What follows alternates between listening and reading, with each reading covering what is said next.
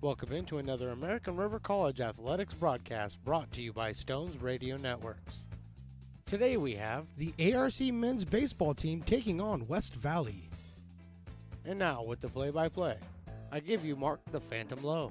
Well, good afternoon, everybody, and welcome to Beaver Field for the third game of the first series of the season. This one between American River College and the West Valley Vikings. As that guy before me just mentioned, this is the opening series in the set against West Valley. West Valley won the first game on Friday. That was 19-6, and the two teams journeyed down to Saratoga to play game two. And the Beavers made it close. They came back to tie it, sent it to extra innings, but in the end it was an 11-inning win for West Valley, a 3-2 victory. They only had 4 hits in the game. The Beavers only had 2, so it was a well-pitched game on both sides. And today, Tyler Moore will be the pitcher for the American River College Beavers, the freshman, a 6-footer out of Del Campo. He is on the mound. He'll be throwing to Dylan Herforth, the catcher. As far as West Valley is concerned, the first 3 hitters they're going to send up here in the top of the first, Andrew Wilford, James Bowes, and Ryan Lordeer.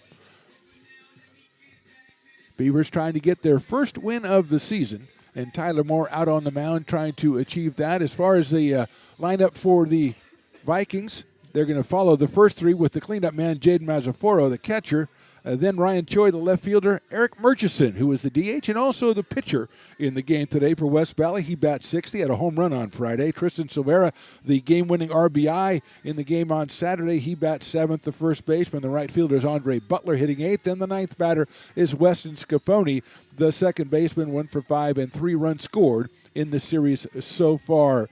Beavers get this one out of the way, and then on Thursday they are back here at Beaver Field to take on the Shasta College Knights. We will be here for that one, Stones McCoy and myself. By the way, Mark Phantom Low here. Stones McCoy, my producer, engineer, and cameraman. And let me tell you something, ladies and gentlemen. He is very proud of his cameras today. He has reworked the entire stadium to reflect his cameras, and he's got them exploring every nook and cranny out there. And hopefully it'll bring you the action from today's activity. Hopefully, if we may be a little biased, a Beaver victory, if we may say that. I think we can. I think we can say that. The umpires, I don't know their names, but they seem like fine fellows. When we talked to them upstairs, we did tell them they will be recorded, and everything they do will be for posterity on the American River College YouTube, the Athletics YouTube. Here's Tyler Moore's first pitch. Wilford shows bunt, pulls it back. It's a ball too high, 1-0. So I think they were a little cowed by that. I think they're going to be on their best behavior. Wilford 1 for 5. He scored 4 runs in the series. Most of that damage, of course, coming on Friday. Here's the 1-0. Popped up right side. Willie Tatum gives chase over by the dugout area, but I think that's going to be out of play. And it is just barely out of play, about 10 feet outside the grasp of Mr. Willie Tatum. So the 1-1 count on Wilford to start. James Bowes on deck, then Ryan Lordeer. Tatum at first. Julian Blackwell's playing second. Darren Eels at short. And Anthony Packard, the inner defense for the Beavers today, will hit the outfielders after this pitch to Wilford. 1-1 coming. It's a chop foul down the first base line again, 1-2. Christian Ristori is out in left field. Dominic Ott in center. Jonas Dias in right. As we mentioned, Dylan Herforth behind the plate. And Tyler Moore, the 6-foot freshman from Del Campo, on the mound. Wilford is out of Pioneer High School. Next pitch is down low for a ball. 2 balls, 2 strikes on Wilford. James Bowes to follow. Just getting started here from Beaver Field on a crisp, I'll call it crisp, which is what you say when you don't want to say chilly. 2-2 pitch coming from Moore. It's popped out of play again to the right by Wilford. Beavers came out with a real good pitching performance by a couple of pitchers on Saturday, holding the Vikings to 4 hits when they had many more than that on Friday in the 19-6 win here at Beaver Field. Here's the 2-2 from Moore, who works out of the stretch. Breaking ball just misses outside. Slider perhaps. 3-2 on Wilford, who looks down at his third base coach on a 3-2 count, which, I guess you're getting more moral support, so I can understand that. From the stretch, here's Moore's 3-2 pitch. It's inside and low, ball 4. So the same thing that really hampered the Beavers on Friday, which is the base on balls, starts the game out, and Moore was ahead 1-2 on Wilford. And he loses him to the inside fastball. And here is James Bowes, who's 3 for 9 with 3 runs scored, 3 RBI. in the series. Now, we saw on Friday, the first game of the series, that West Valley likes to put the ball down. They'll drop a bunt. Good lead at first base by Wilford. Throw over there by Moore.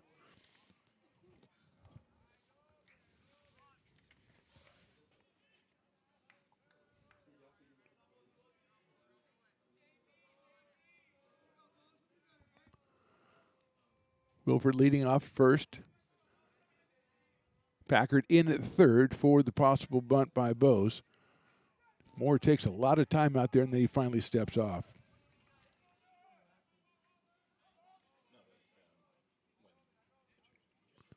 Looks like 10 base on ball. It'll make that 11 walks and 1 hit batter for the Beavers pitchers on Friday, so 12 free base runners.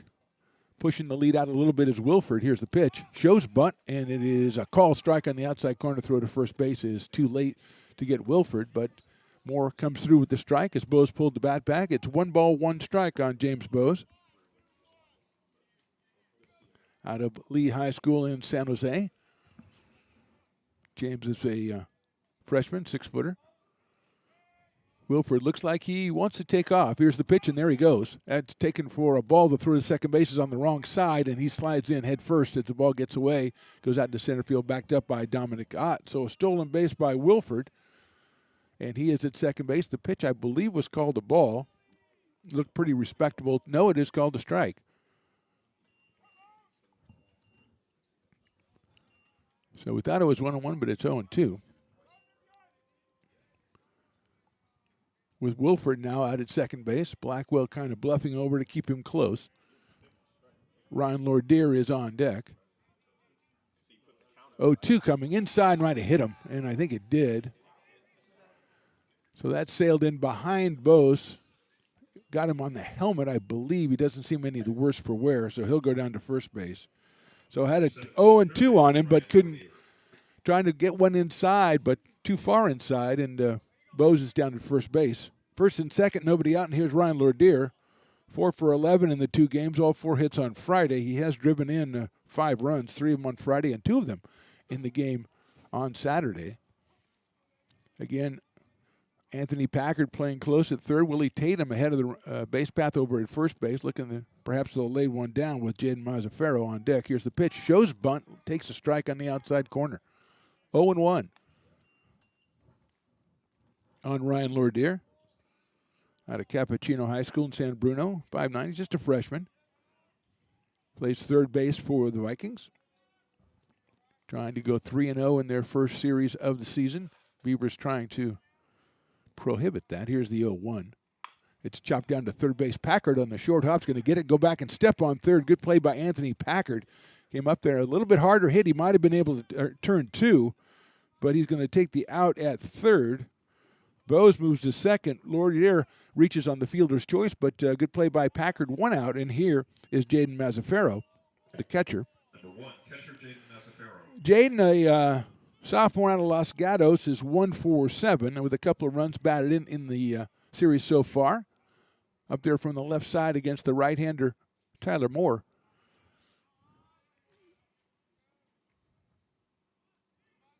Moore studies the signs from Herforth. Looks back at second base. He's going to turn around. Probably the slowest pivot I've ever seen to a guy that thought he was going to. I think the bluff was on anyway, but he took a very slow pivot there. And the runner is back safely.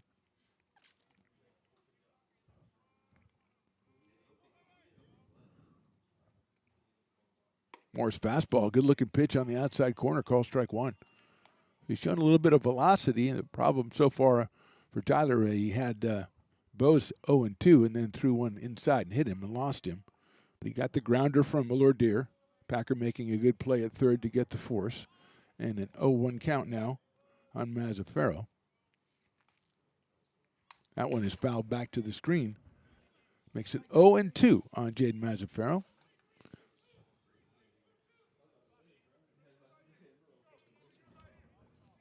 Sones McCoy upset because the foul ball was too close to his camera, which is rather prominently displayed up there. I think you went out and bought yourself a new one. That's a big camera right there. I don't see how you could miss that thing, to be honest with you. I guess you're getting the big bucks from somebody. 0-2 now on Mazzaferro. 1 out, 2 on here in the first. Tyler Moore delivers a breaking ball. Nice looking pitch, fell back to the screen, nowhere near Stones' camera, but a good looking pitch by Moore, and Mazzaferro fought that one off. Ryan Choi on deck, hitting the number 5 spot, the left fielder, and Dylan Herforth's going to go out and talk to Tyler Moore. Probably to tell him, hey, that was a pretty cool looking pitch you got there. That was a nice one. You want to throw that one again.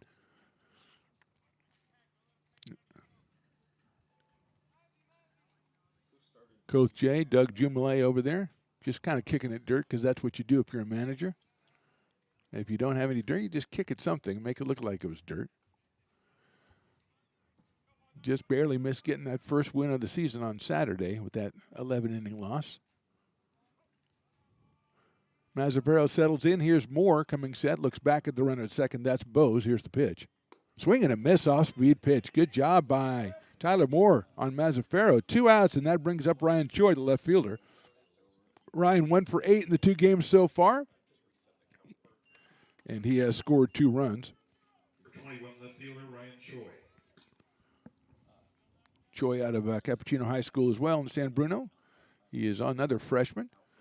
Wide open stance from the right side against the right-hander Tyler Moore, who's trying to pitch around a walk and a hit batter. He got the fielder's choice and the strikeout. Comes with a fastball to Choi, just a little bit too high. 1 ball and no strikes on Choi. Bose with a lot of room out at second base as Blackwell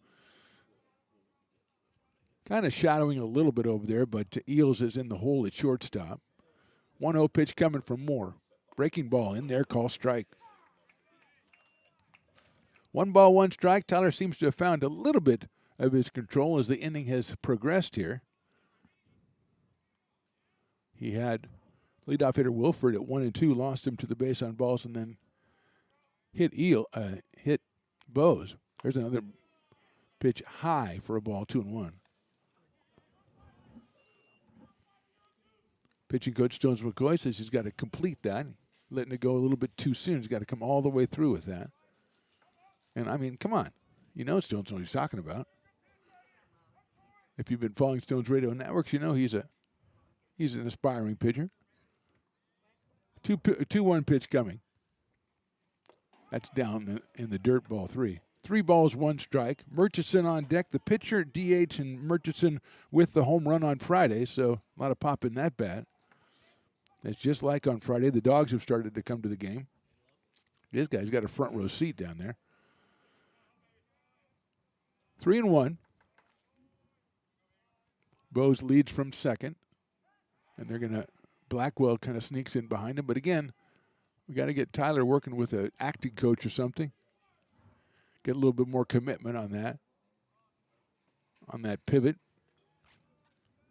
Lordier's down at first base. Willie Tatum playing behind him with the runner at second.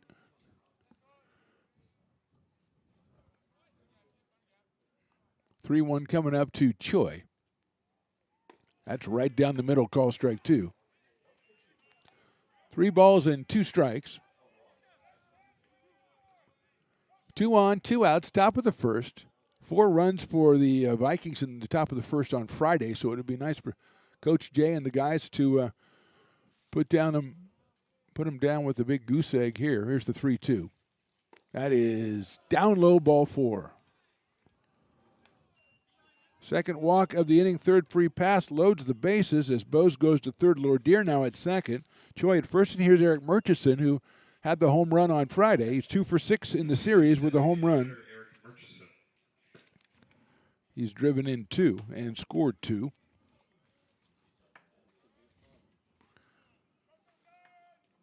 "6'2" sophomore out of Canada.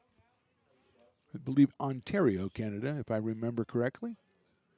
Facing Moore from the stretch. Fastball inside corner. Nice pitch, nice location. 0-1 on Eric Murchison. The Vikings not making any friends in my mind by wearing their Houston Astro colored jerseys and just slapping real baseball fans in the face. Hey, no offense, West Valley, but I know you got to play the colors you got. I know that, but 0-1 pitch to Murchison. Same place, same call, 0-2 to Eric Murchison. And Tyler Moore's found that spot on the last 2 pitches and He is quickly ahead of Murchison 0-2.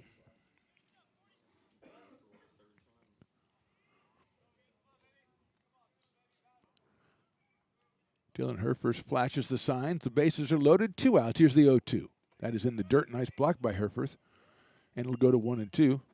We bring you news from the world of sports. Demeco Ryans makes his way back to the Texans. The Niners lose their DC. He becomes the HC of the Texans. And I believe I saw something about Sean Payton ending up in Denver with the Broncos. So we got football coaches. But right now we've got Coach Jay looking for his first win. 1-2 pitch coming to Murchison. That's line down the right field line. Curving foul. Fortunate for the Beavers on that one. Murchison got one inside and turned on it that time, so Tyler didn't get it quite as far inside, I think, as he wanted to. But fortunately for the Beavers and their fans and the Dogs, it was a hooking foul. So it's still 1-2 on Murchison. Tristan Silvera, the first baseman, to follow, hitting in the number 7 spot for West Valley today. Lord Deere, Bose, and Choi on the bases. Here's the 1-2. Swung on and missed. Outside fastball. He got him on strike. So Tyler Moore coming back and getting it done, pitching around 2 walks and a hit batter. We go to the bottom of the first. It's West Valley nothing, and the Beavers coming to bat. American River College is a top-tier community college sports program that provides student athletes with the opportunity to thrive both athletically and academically. ARC Athletics is currently ranked 5th in the state and 2nd in Northern California. With over 19 sports programs, our athletes compete with the region's best athletes. Our diverse and dedicated coaching staff helps athletes develop the skills necessary to compete at the next level. Start your community college athletics journey with us. American River College, Sacramento's best athletic program. Go Beavers. Here at Super Taco, we specialize in authentic Mexican food. One of the reasons here at Super Taco, we specialize in authentic Mexican food. One of the reasons we are different from other places is that we make everything from scratch. You get a great value when you come here, large portions and quality food. Our most popular dishes are many different kind of tacos. We have giant burritos, different kinds of enchiladas, and the fajita. If you're ready for real Mexican food.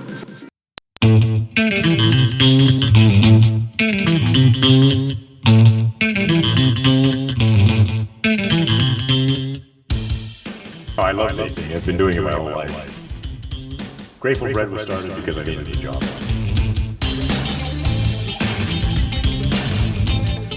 Personally, the most rewarding part about eating it. It always used to seem like bread was just an afterthought, and which was always kind of disappointing. But now, yes, not only people, foodies, and people eating it, they're expecting better quality, and people notice it, they can see it. Now back to the Phantom right here on Stones Radio Networks. Bottom of the first, no scores so far. But first, before we even go to the bottom of the first, how about that Grateful Bread, huh?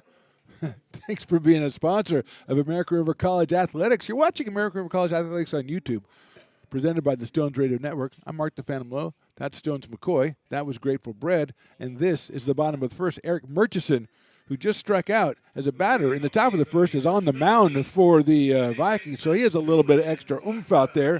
He'll face Julian Blackwell, Darren Eels, and Dominic Ott, the first 3 for the Beavers here. In the bottom of the first, Blackwell 1 for 5 on Friday. Did not play in Saturday's game. He has a double to his credit. Wearing number 8 out of Eastside High in Antelope Valley. Here's the first pitch from Murchison. It is inside for a ball, 1-0. Blackwell, Eels, and Ott, the first 3.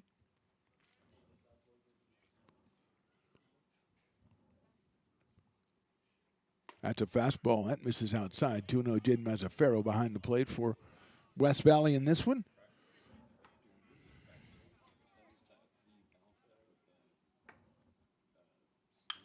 That one's chopped out to shortstop. Bose has it. He take his time across the diamond, and he's got him by a step. As first baseman Tristan Silvera had to relocate the bag, he had his foot off of it when he received the throw, but was able to step on it and force out Julian Blackwell for the first out of the inning, which brings up Darren Eels, the shortstop. Darren 0 for 4 on Friday, had a hit on Saturday, so he is 1 for 8. Freshman shortstop out of Bear Creek. He's followed by Dominic Ott here in the bottom of the first. He swings at that one and pops it foul over into the close to the parking structure, over the very tree-laden area there, but separates us from the parking structure. 0-1 on Darren. That one's inside. That one hit Darren Eo, so he will go down to first base. So 1 1/3 innings played, or almost, well, let's see. Yeah, that's right. I'll say 1 1/3. And 2 hit batters already as Eels goes down to first base, and Dominic Ott comes to the plate. Dominic, 2 for 8 so far in this series. 3 runs batted in. Had a 2-run home run on Friday. He'll be followed by Jonas Dias, the cleanup hitter for the Beavers today. So Eels is over at first base. Pretty conservative lead over there as Murchison looks over. Takes his time. Here's the pitch. Slider a little bit high, ball 1. First base, Tristan Silvera. Weston Scafoni is at second. James Bowes at short, and Ryan Lourdier at third. Ryan Choi's out in left. Andrew Wilford in center, and Andre Butler is in right. Throw over to first base, gets away a little bit from Silvera, but he goes and retrieves it. As mentioned behind the plate, Jaden Mazzaferro and Eric Murchison is on the hill for West Valley. Ott out of Wood Creek, a sophomore, 5'10", playing center field for the Beavers. Here's Murchison's pitch. That one is right down the middle for a strike, 1-1. 1 ball and 1 strike. 1 out, runner at first base, the hit batter, Darren Eels. After Jonas Dias sitting in the 5th spot, Jake Morrell, the designated hitter for the Beavers. Ott swings and fouls that one back to the screen. Rest of the lineup, number 6, Willie Tatum, the first baseman. Then Christian Ristori, the left fielder. Anthony Packard at third base, hits 8th. And batting 9th, Dylan Herforth, the catcher. That is your lineup for the Beavers, trying to get that first win of the 2023 campaign. Eels with a short lead over at first base. Ott waits the 1-2. Pops it up right side. Coming after it is Silvera and the catcher Mazzaferro. Mazzaferro reaches over and can't get it as it is right past the on-deck circle by the dugout for West Valley. Just no man's land over there. He couldn't get close enough to reach out and get it. So a break for Dominic Ott. He has another chance. And it's still 1 ball and 2 strikes. Dominic did not get a good cut at that one, so I feel he is probably feeling pretty lucky he gets another chance.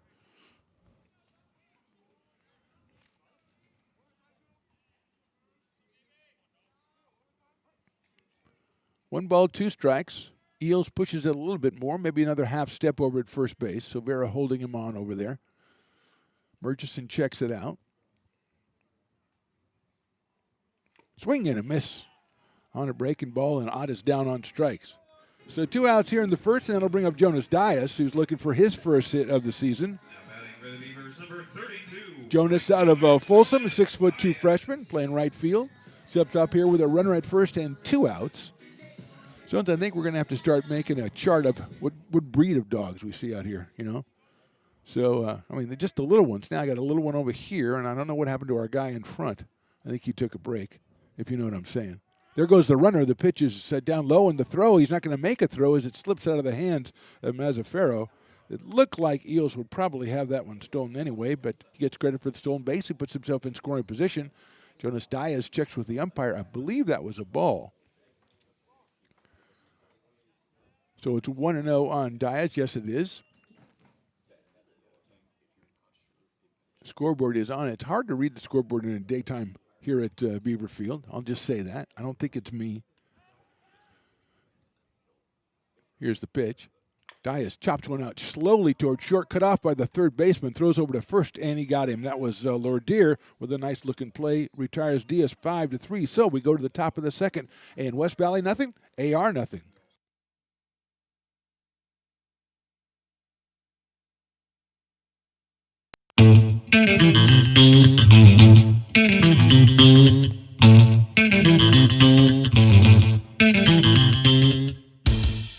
Oh, I love baking. I've been doing it my whole life. Grateful Bread was started because I needed a job.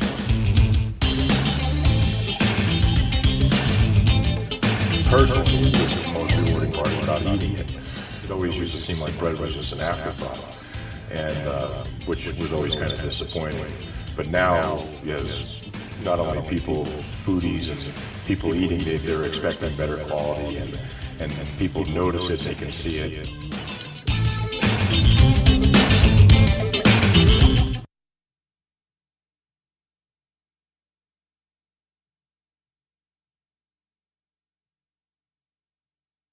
American River College is a top-tier community college sports program that provides student-athletes with the opportunity to thrive both athletically and academically. ARC Athletics is currently ranked 5th in the state and 2nd in Northern California. With over 19 sports programs, our athletes compete with the region's best athletes. Our diverse and dedicated coaching staff helps athletes develop the skills necessary to compete at the next level. Start your community college athletics journey with us. American River College, Sacramento's best athletic program. Go Beavers. Now back to the booth right here on Stones Radio Networks. Tristan Silvera, Andre Butler, and Weston Scafoni, 7, 8, and 9 in the Vikings order, will be the first three batters to face Tyler Moore in the top of the second. No score so far. Moore with a couple walks and hit batter in the first, but he got a couple strikeouts as well to get out of it. His first pitch is on the inside corner, a strike to Silvera, who's 2 for 7 with a run batted in. That run was the third run of the game on Saturday that gave the Vikings the 3-2 win. 6-foot freshman out of Del Campo. Moore delivers a fastball, misses a little bit outside. 1 ball and 1 strike. Del Campo, the Cougars, I believe. That's right. I'm a mascot guy. I just got to say that. I don't know if it was one of the many high schools that Stones McCoy attended or if he just knows that. It was. I thought so. 1-1 pitch inside. Check swing. But Silvera did not go around, so it's 2 balls and 1 strike. A lot of high schools out in that area. And then you got rid of, there used to be La Sierra as well, but La Sierra's not there anymore. That one is down low for a ball, 3-1. El Camino's out there. San Juan's out there. There are a lot of schools out there. Of course, Del Campo, the jewel, because that's where Stones went. 3-1 pitch. That's called ball 4, a little bit high. So Silvera reaches on a base on balls. Third issued by Tyler Moore, and here's Andre Butler, the right fielder. Andre, 2 for 6 in the series so far. He does have a run batted in. At Santa Teresa, the sophomore, 5'9", stems in from the right side. So 4th base runner of the game already for the Vikings. And Anthony Packard playing in at third, thinking bunt. It shows bunt. Here's the pitch. It's bunted down the first baseline. The pitcher stumbles, picks it up. He's not going to get to it. Throws it to first. Down in time.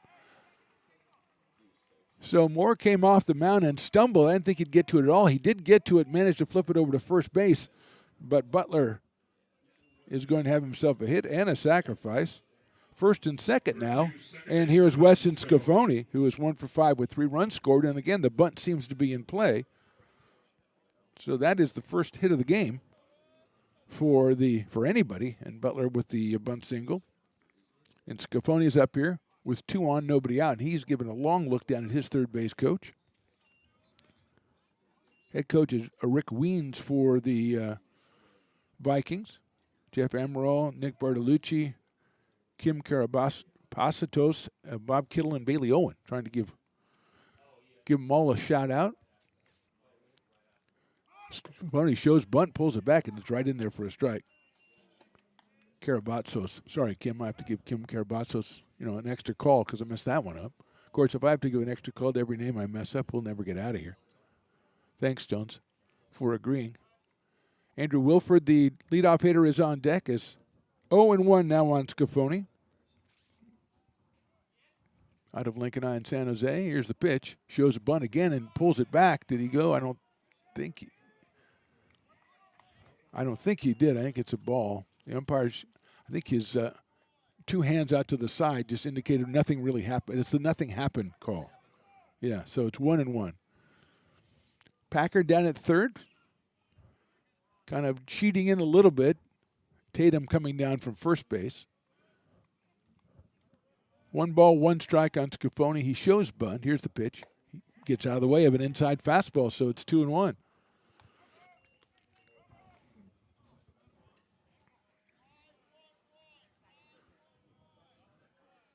Taking his time, checking with the third base coach is Scafoni. Nobody out here, top of the second. 2-1 coming from Tyler Moore. It's bunted out and missed. Yes, he did go after it that time. Umpire very emphatic in pointing that out. We appreciate emphatic umpires. 2 balls and 2 strikes. Okay, I think that's a Jack Russell Terrier over there. Put that down. JRT. Yellow Lab. Okay, good. Put that down. 2 balls and 2 strikes. We'll see what Scafoni is doing here with 2 strikes. And he shows bunt, and he pulls it back, and it's outside for a ball 3-2. So a lot going on now in a 3-2 pitch. See if the runners are going, if Scafoni's showing bunt, exactly what's going on. Full count, nobody out. We're in the top of the second. Severo walked. He's at second. Butler with the sacrifice bunt turns into the base hit. He's over at first. And Scafoni at the plate. They are going. The pitch is inside, ball 4.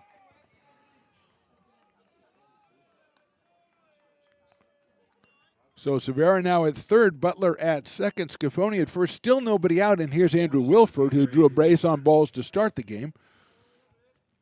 He's 1 for 5 and 4 runs scored. He was 1 for 2 with 3 runs scored and 3 batted in on Friday in the 19-6 win for the Vikings. Packard even with the bag at third. Tatum the same at first. Here's the pitch. Inside, he gets away from the catcher. Coming in from third is Silveri. He's going to score standing up. And the other runners move up. Scafoni now at second. Butler at third on the pass ball. And the first run of the game is by the Vikings. They lead it 1-0. The pitch was inside, so it's 1 ball and no strikes on Wilford. James Bowes on deck, the shortstop, number 2 hitter.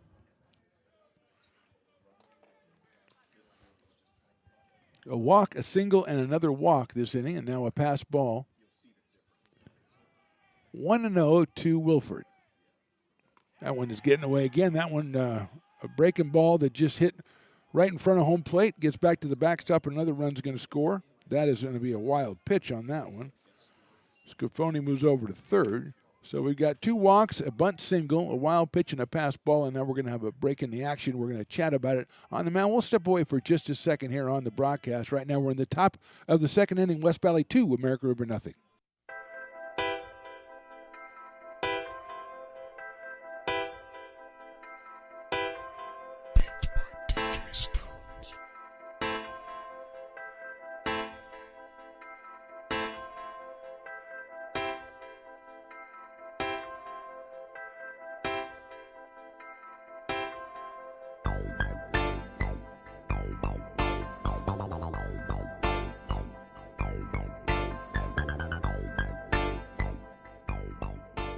Now, back with the play-by-play right here on Stones Radio Networks.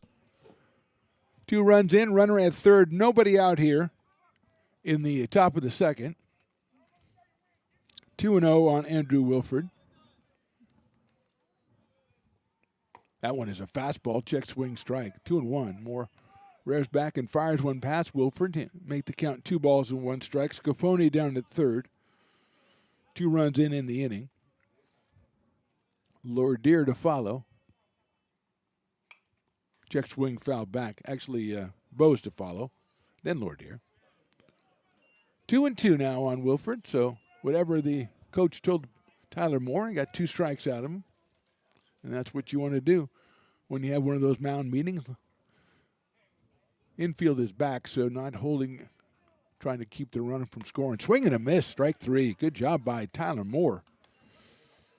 He's had a couple of real impressive batters here. Just a freshman out of Del Campo, so first community college game. And here comes James Bowes, who was hit by a pitch his first time, on an 0-2 pitch, actually. So he's up here for the first official time. With Scafoni still down at third base. Bowes 3 for 9, 3 runs, 3 RBIs in the series so far. That's hit sharply into left field for a base hit past the diving Anthony Packard. So Bose delivers the RBI single, 3-0 in favor of the Vikings. Second hit of the inning, and that brings up Ryan Lordeer. Nothing cheap about that one. Bose spanked it right past Anthony Packard, who gave it a try, but couldn't get to it. And the Vikings have struck for 3 here in the top of the second, with Lordeer coming to the plate. Hit a fielder's choice his first time up, so he's 4 for 12 in the series. Does have 5 runs batted in. The third baseman out of Cappuccino high. Right-hander against right-hander. Good lead over there, so they throw over there. And Bose is back. Willie Tatum at first for the Beavers. Julian Blackwell at second. Darren Eales at short. Anthony Packard over at third. Dylan Herforth behind the plate. Ristori, Ott, and Diaz in the outfield. Here's Moore's pitch. Breaking ball swung on. Check swing. He missed it in the dirt. Blocked by Herforth. So it's 1 ball and 1 strike on Ryan Lordeer.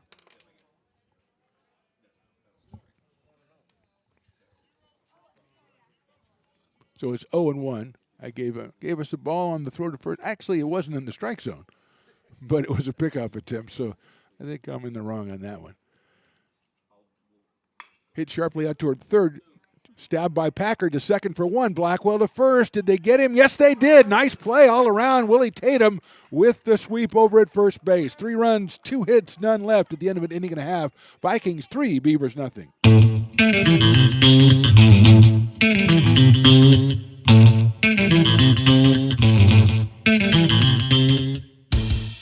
Oh, I love baking. I've been doing it my whole life. Grateful Bread was started because I needed a job.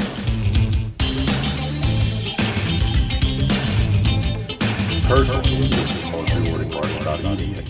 It always used to seem like bread was just an afterthought, and which was always kind of disappointing.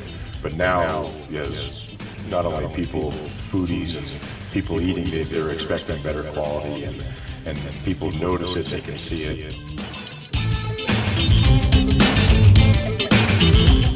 American River College is a top-tier community college sports program that provides student athletes with the opportunity to thrive both athletically and academically. ARC Athletics is currently ranked 5th in the state and 2nd in Northern California. With over 19 sports programs, our athletes compete with the region's best athletes. Our diverse and dedicated coaching staff helps athletes develop the skills necessary to compete at the next level. Start your community college athletics journey with us. American River College, Sacramento's best athletic program. Go Beavers. Now, back to the booth, right here on Stones Radio Networks. Welcome back to Beaver Field. Bottom of the second. Vikings lead this one 3-0. Jake Morrell, Willie Tatum, and Christian Ristori, the first 3 hitters for the Beavers against Eric Murchison, who got out of the first inning with a strikeout and a hit batter. Morrell out of Whitney High, 6'4" freshman. 0 for 2 on the season. 0 for 3, on the season. Played in the game on Saturday. So here comes Jake, a first baseman and pitcher. Hits from the left side. All of 6'4" for the freshman. We're in number 30 up here against Eric Murchison. Starting the bottom of the second. Fastball outside for a ball, 1-0.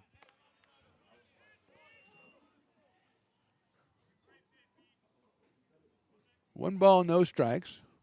Beautiful day for baseball here. A little crisp, but still a beautiful day. Next pitch is in the dirt, 2-0. Willie Tatum to follow, and then Christian Ristori for the Beavers as they attempt to chip away at the 3-1 lead. The Vikings with 3 in the top of the inning. 2-1 from Murchison. Outside, ball 3. So far, Jake Morrell hasn't had to do much as those 3, all of them considerably out of the strike zone. Trying to get some base runners here for the Vikings, or for the Beavers. That one's high, ball 4. So Morrell's at first base with the base on balls. That brings up Willie Tatum. 1 for 6 on the season. Willie, a 6'3" sophomore out of Grant High School. Nice little scoop over at first base to end that 5-4-3 double play to end the top of the second. Blackwell's throw just a little short, and Willie short-hopped it. Gave it the flourish. The umpire gave him the thumb. In this case, that's a good thing for the Beavers. As Murchison rearranges his footwear, And he is ready to go with Morrell over at first base. Right-hander against right-hander. Tatum, straight up stance. Morrell short lead at first. Murchison throws high for a ball. 1-0. So 5 straight balls to open the bottom of the second for Eric Murchison. And the Beavers hoping to benefit as they trail this one 3-0.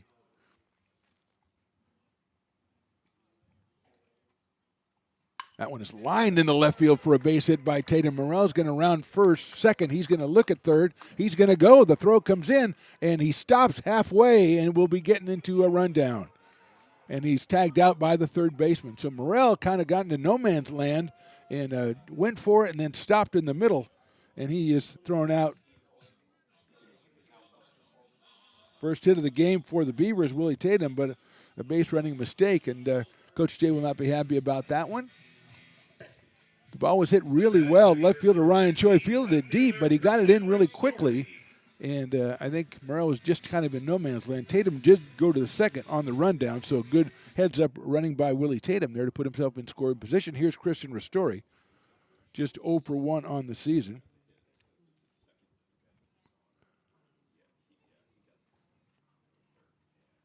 That's a breaking ball, just a little bit low, ball 1.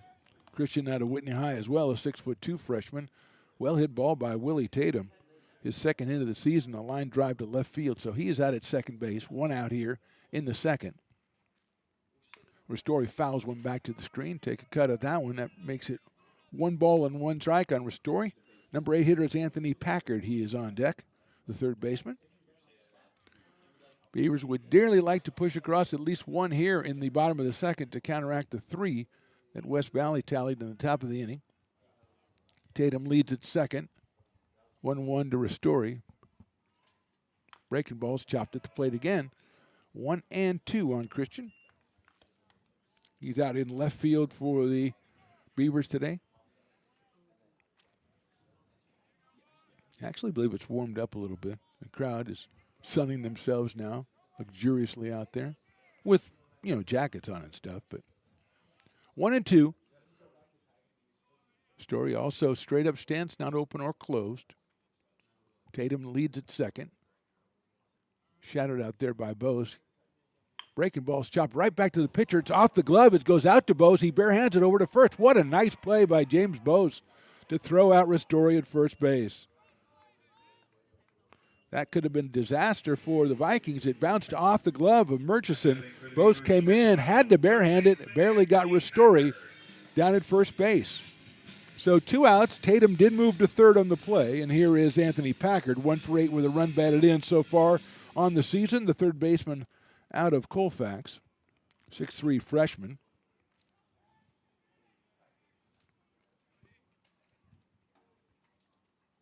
Murchison delivers a slider swung on and missed.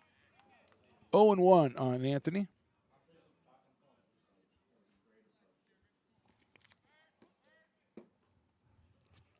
on Anthony. Another break ball, same result. 0-2 quickly on Packard with Willie Tatum down at third base.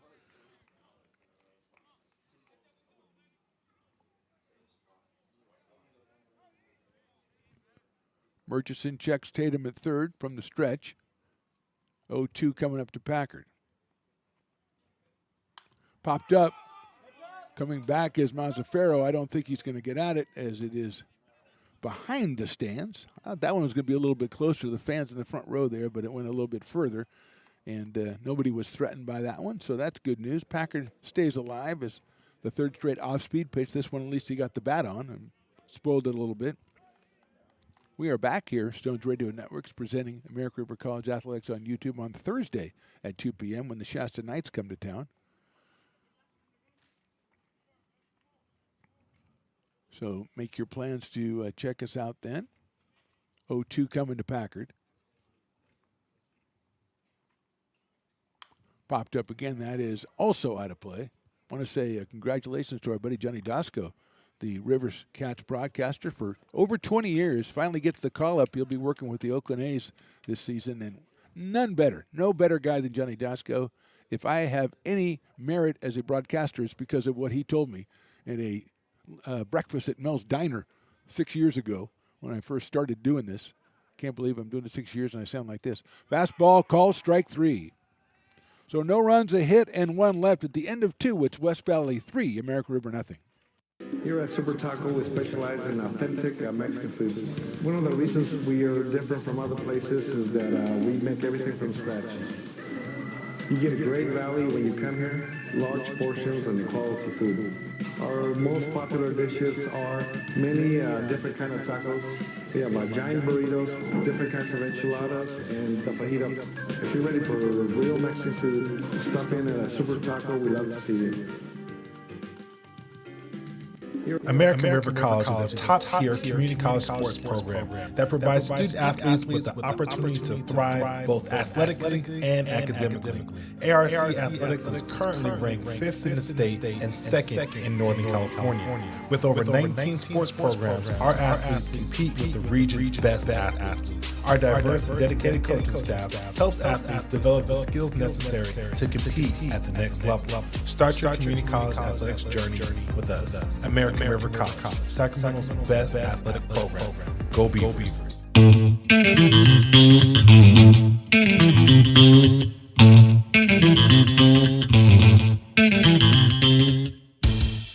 I love baking. I've been doing it my whole life. Grateful Bread was started because I needed a job.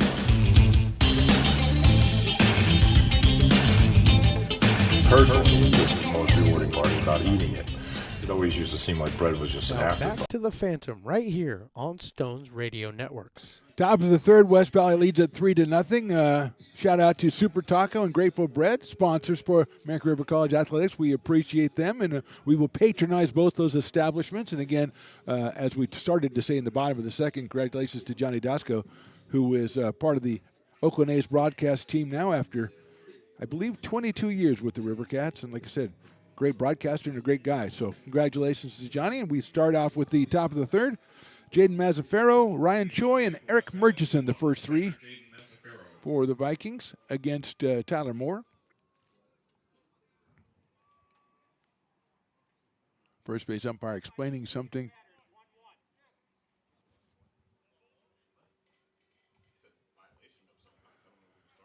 He said they were starting, the umpire just said we're starting at 1-1. Is this softball now? Have we changed it? Okay.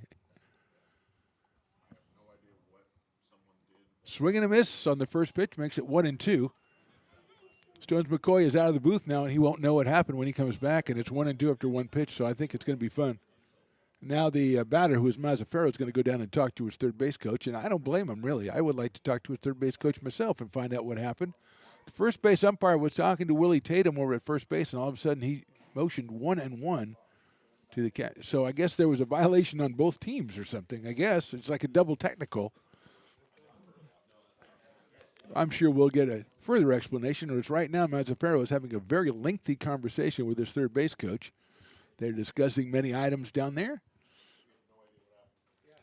1 ball and 2 strikes after 1 pitch. Stones McCoy leaves the booth for one pitch, and the whole thing goes to heck. Here's Moore's pitch. Outside ball. 2-2. So we are thinking that it's a timing violation on both pitcher and hitter. That's what we are figuring out. 2 balls and 2 strikes.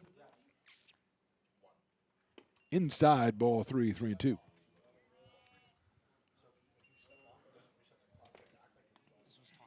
So the 20-second pitch clock was violated, as was the 12-second batter clock. So we had 2 violations of clocks, although you can't pitch if the batter's not there, and you can't hit if the pitcher's not ready.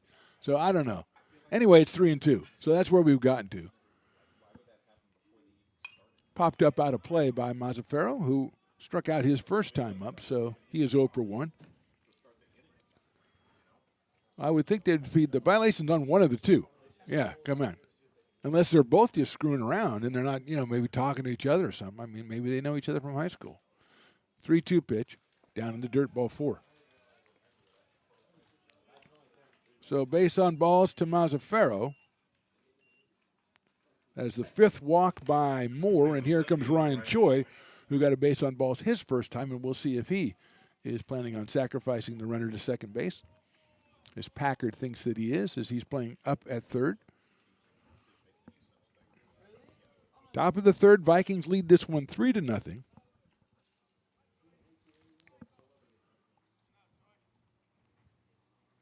Good lead over at first base by Mazzaferro. Pitches high. There was no chance or no sign of a bunt there by Choi. 1 ball, no strikes to Choi.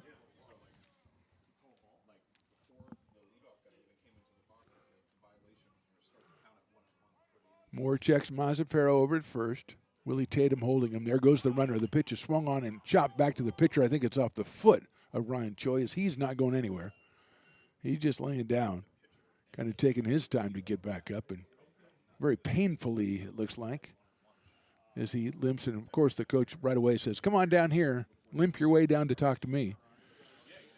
And work it out is back to first base as Mazzaferro.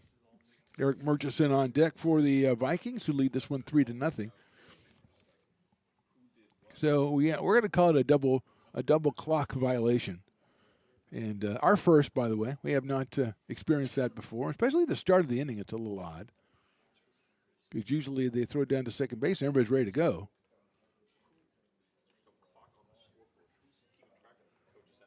Umpire just made a giant safe motion, so I think that means everybody's okay.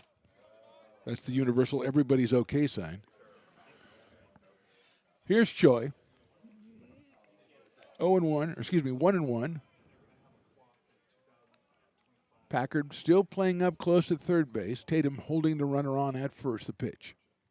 Fastball just misses inside, just misses the strike zone, just misses Ryan Choi. It's 2 balls and 1 strike.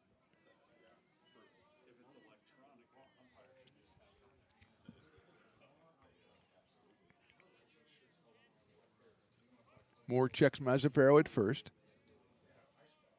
2-1 pitch. Now he shows bunt, and it's a call strike. So a couple times the Vikings have shown bunt, pulled back the bat, and it's been a called strike. So it's 2 balls and 2 strikes now on Choi. Mazzaferro went earlier in the count. Let's see if he goes again. He's got the look of a guy who wants to take off on a 2-2 pitch here. He's not going. The pitch is high and inside, gets off the glove of Herforth, and he's going to get down to second base anyway on the wild pitch. Second wild pitch of the game for Moore, and a 3-2 count now on Ryan Choi.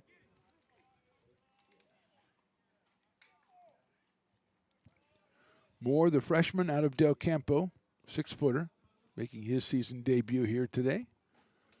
3-2 count on Ryan Choi with Murchison to follow.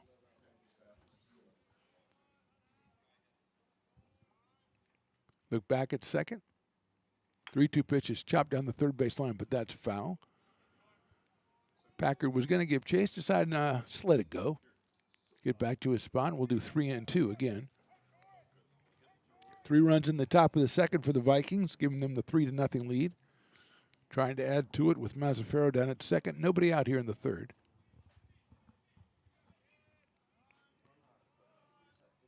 Good lead by Mazzaferro. There's the pitch. Popped up right side. Blackwell going to call for it. Right at traditional second base. Makes the catch for the first out. That one took a long time to come down, but eventually it did, as they usually do. And Choi is retired. Here's Murchison, who struck out his first time up. 2 for 6, 2 for 7 now in the series with the home run and a couple of runs batted in from Murchison out of Ontario, Canada. His high school, St. Brother Andre. I'm not familiar with them. I do not know their mascot. I mean, it's something like Marauders or Crusaders or something like that, you know? Just a guess. If there's anybody from Canada listening or watching, please let us know.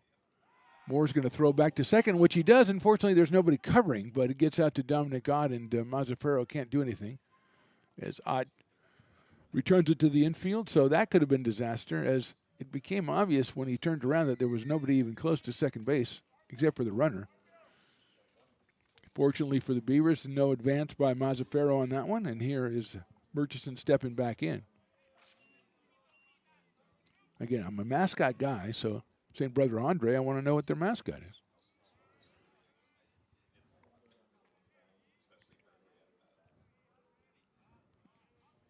Moore looks back at second again. This time he comes to the plate. Murchison takes off of his arm, I believe, and he'll go down to first base. So first and second, one out. Second hit batter of the game for Moore. And here comes Tristan Silvera, who walked his first time up and scored the first run of the ball game. One out, two on, top of the third.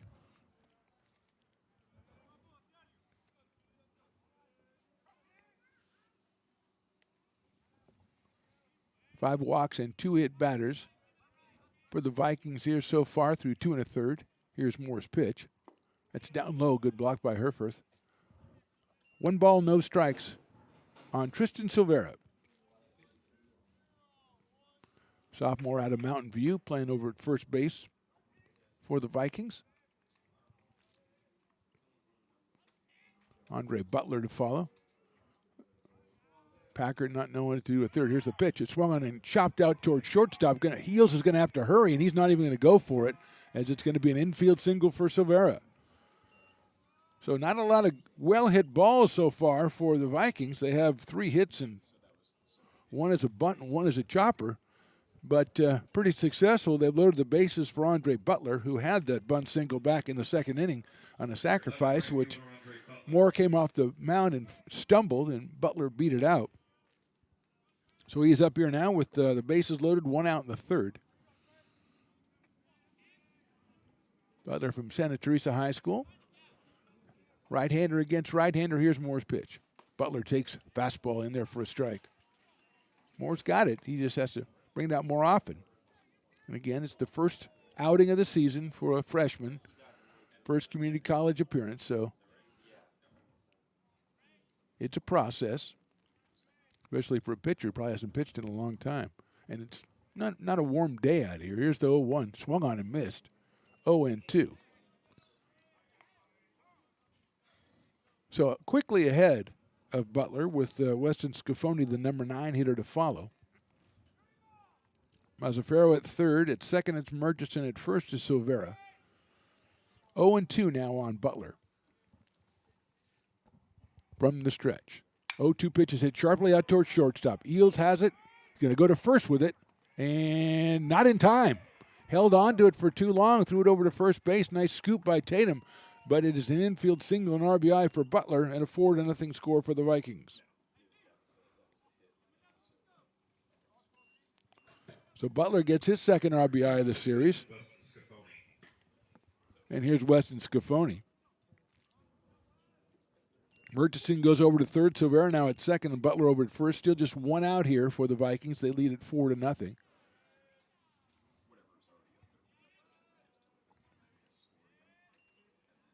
Scafoni takes high for a ball. So a bunt single and 2 infield singles, 3 of the 4 hits for West Valley. They have 5 walks and 2 hit batters.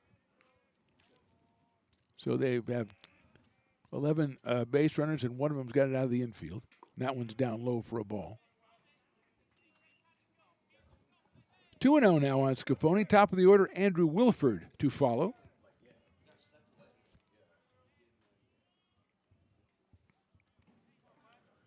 Moore rubbing the ball up. 2 balls and no strikes on Scafoni.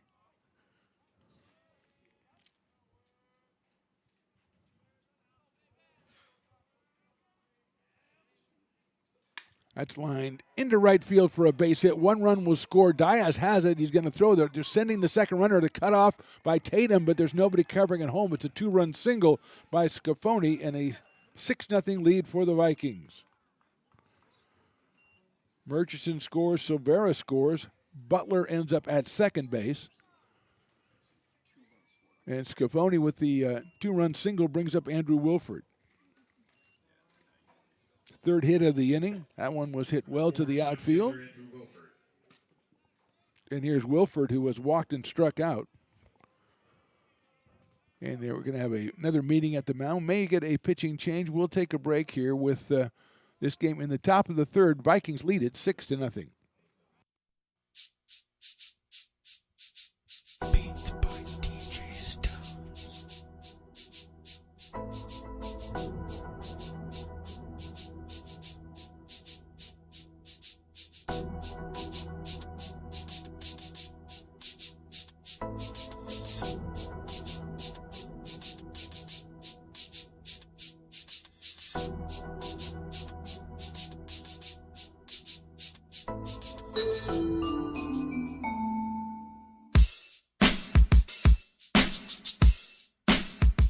Now back to the Phantom right here on Stones Radio Networks.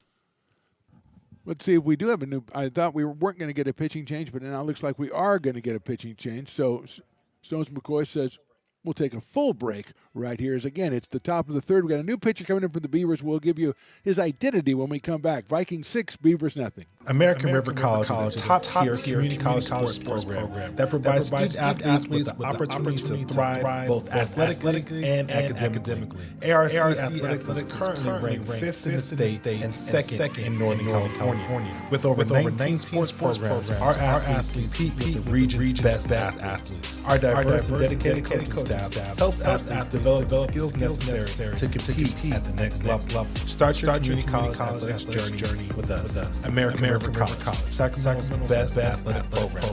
Go Beavers. Here at Super Taco, we specialize in authentic Mexican food. One of the reasons we are different from other places is that we make everything from scratch. You get great value when you come here, large portions and quality food. Our most popular dishes are many different kind of tacos. We have giant burritos, different kinds of enchiladas, and the fajita. If you're ready for real Mexican food, stop in at Super Taco. We love to see you.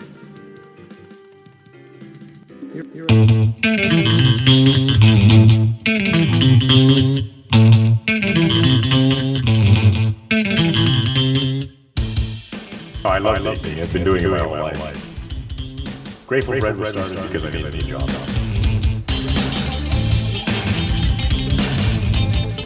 Personally, the most rewarding part about eating it always used to seem like bread was just an afterthought, and which was always kind of disappointing.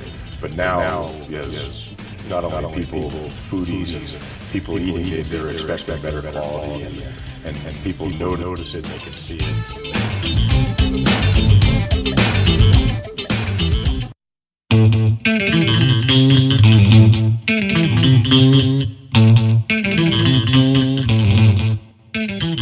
Now back to the Phantom right here on Stones Radio Networks. Wyatt Balke is the new pitcher, the 6'5" freshman out of Wood Creek. He comes on with 2 on and 1 out here in the third inning, 3 runs in. And they've got the runner picked off second. They throw it to second, gun it over to third. The tag is applied by Packard. He got him, and now they've got the runner going to second, but nobody is covering. So going to second base will be Scafoni, but thrown out is Butler. Good job by the Beavers to get that second out. Scafoni moves over into scoring position. That time Balke whirled the throw, and the runner had already taken off. So he went through with the throw to second base, and the throw was quickly gotten over to Packard, and Anthony put the tag on Andre Butler. Scafoni, very alert, goes down to second base. And here's the first pitch. Fastball is just a little outside for a ball to Wilford, who was struck out and walked. Walked back in the first, struck out in the second.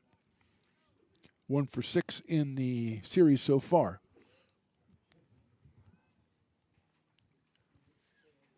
Balke's next pitch is way outside, gets away from the catcher all the way back to the backstop, and going to third on the wild pitch is Scafoni. So he is down there with a 2-0 count now on Andrew Wilford. James Bowes, the shortstop, second place hitter, is on deck for West Valley.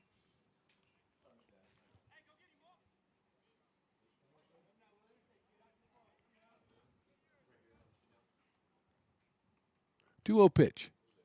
That is a little bit high on a fastball by Balke. 3 balls, no strikes. We said Wyatt is out of Wood Creek High. The Timberwolves, I believe. That's in there for a strike, 3-1. 3 balls, 1 strike. Top of the third, 3 runs in, 2 outs, and a run over at third. 3-1 pitch, call, strike 2 inside corner, as Wilford had already decided to make his way down to first base. He has a quick U-turn, and he'll face a 3-2 count here from Wyatt Balke.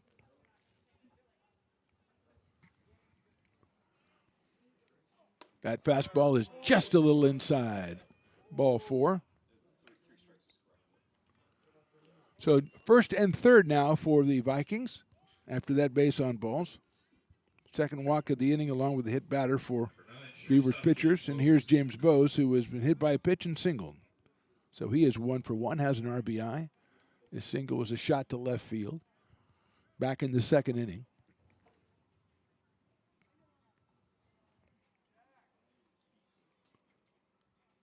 Balky slider is outside for a ball. 1 ball, no strikes on James Bose.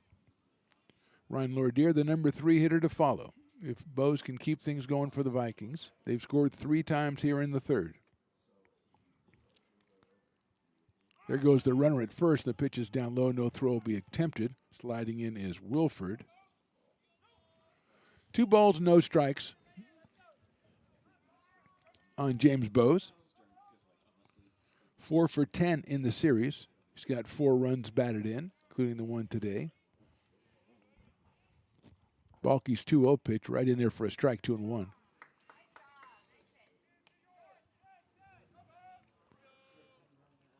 Two balls, 1 strike on Bose. Slightly open stance from the right side against the 6'5" Balky. Steps off the rubber, resets everything, unplugs it, plugs it back in.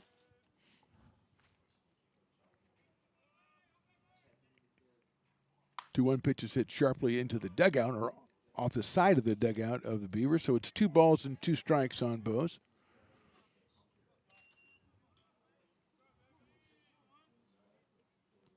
Balky on in relief of Tyler Moore, who went the first 2 1/3.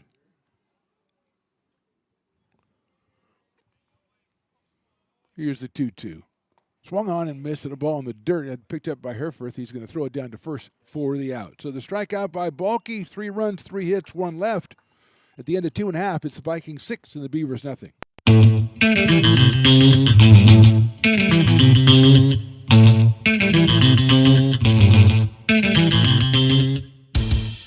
I love lifting. I've been doing it my whole life. Grateful Red was started because I needed a job.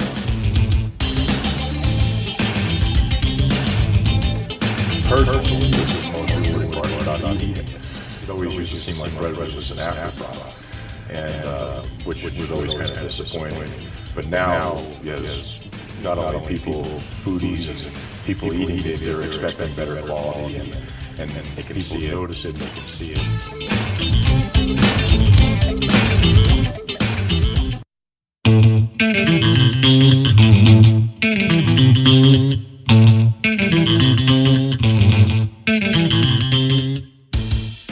I love lifting. I've been doing it my whole life. Grateful Red was started because I needed a job.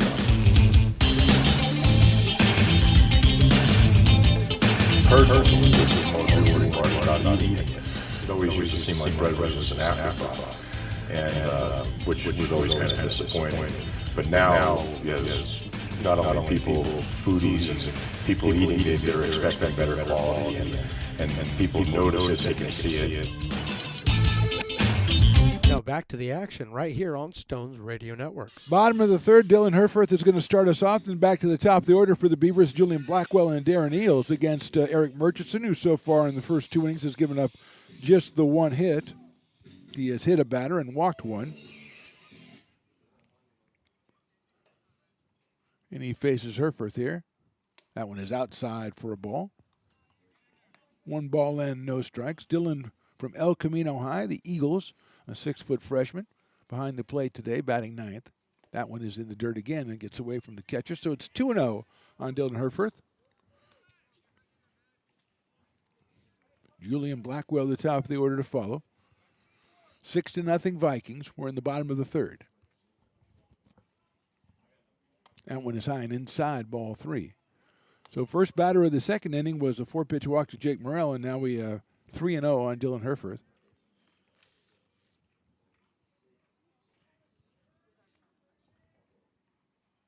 That one is in there for a strike, 3-1. Herforth taking all the way. 3 balls and 1 strike. That one is in there as well, 3-2.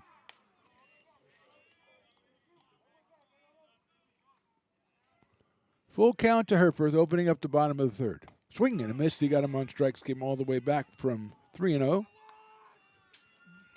Third strikeout for Murchison, and he'll face Julian Blackwell, who grounded to short his first time up. We're back here on Thursday against Shasta. Then on Friday, there's so much sports. I don't know where we're going to be here at the campus. We got a doubleheader in softball at 10 and 12. We've got a baseball game at 2 against Feather River. We've got a basketball doubleheader at night against Diablo Valley, 5:30 and 7:30. So I don't know where we're going to be. I mean, we're going to be here. I just don't know which ones.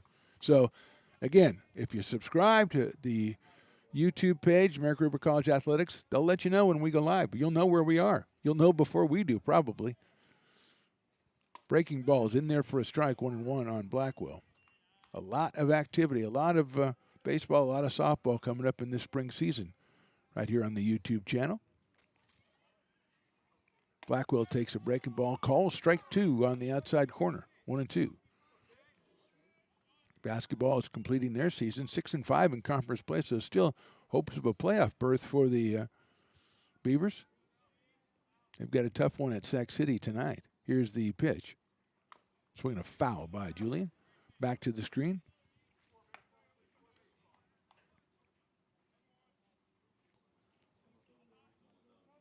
I think the basketball is back next Tuesday as well, so Friday and next Tuesday.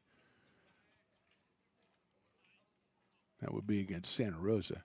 Here's the pitch on the way. Blackwell swings and misses, strike 3. Fourth strikeout for Murchison, second of the inning, and that brings up Darren Eels, who was hit by a pitch back in the first inning. The shortstop out of Bear Creek High. I do not know the Bear Creek mascot. I would like to. You could say Grizzlies or something, but I don't know that that's true. I mean, that's kind of stereotypical, isn't it? Look out. He almost got hit again. In fact, I'm not saying he didn't. Inside for a ball. So as a placeholder, now you can't use a placeholder for mascots. That's right. I was going to say Grizzlies, but you can't, just because it's Bear Creek doesn't mean it's Grizzlies. That one is outside for a ball, gets away from Mazzaferro. I look close enough to be called a strike, but I think the fact that he didn't catch it might have had something to do with it. That's old school umpires. If you don't catch it, it's not a strike. That's the way I grew up. That's why I wasn't a catcher, because I couldn't catch it. I never got a strike call. 2-0 pitch. Look out. Darren Eels pulls away from that one. He's got to think that maybe Murchison has a problem with him personally now. Got hit the first time. 2 of them close right there. Nothing threatening or anything. Just the ball's close to him. 3-0. Darren, the slightly open stance from the right side. A little crouch. 3-0 pitch is in there for a strike, 3-1. Remember, Murchison went 3-0 on Dylan Herforth to start the inning and came back with 3 straight strikes. So it's 3-1 now on Eels with Dominic Ott to follow. Look out. That one's over his head. Again, Eels goes down to first base with the base on ball. Second issued by Murchison along with the hit batter, which was also Darren Eels. And here's Dominic Ott, who struck out back in the first. 2 hits and 3 runs batted in the series, including a home run last Friday for Dominic Ott. The sophomore out of Wood Creek looks down at third. 2 outs and a runner at first. His job pretty clear, though. His team trailing 6-0. Murchison, the 6'2" right-hander out of Ontario, Canada. Checks first, comes to the plate. Ott takes high for a ball, 1-0. Jonas Diaz to follow. If Dominic can keep it going here for the Beavers, they just got to get into the run column here. 1 ball and no strikes. Fastball outside, ball 2. 19-6 on Friday in favor of West Valley. That was here. Then down in Saratoga, the Vikings took a 3-2 11-inning win to make them 2-0 on the season. Looking to try to get the sweep today. They lead 6-0. Ott swings it sharply down to third base, backhanded by Lordeer. He's going to go all the way across the diamond to first and gets him by a step. Good play by Ryan Lordeer at third base. Ott is retired, no runs, no hits, 1 left at the end of 3. It's the Vikings 6 and the Beavers nothing. American River College is a top-tier community college sports program that provides student athletes with the opportunity to thrive both athletically and academically. ARC Athletics is currently ranked 5th in the state and 2nd in Northern California. With over 19 sports programs, our athletes compete with the region's best athletes. Our diverse and dedicated coaching staff helps athletes develop the skills necessary to compete at the next level. Start your community college athletics journey with us. American River College, Sacramento's best athletic program. Go Beavers. American River College is a top-tier community college sports program that provides student athletes with the opportunity to thrive both athletically and academically.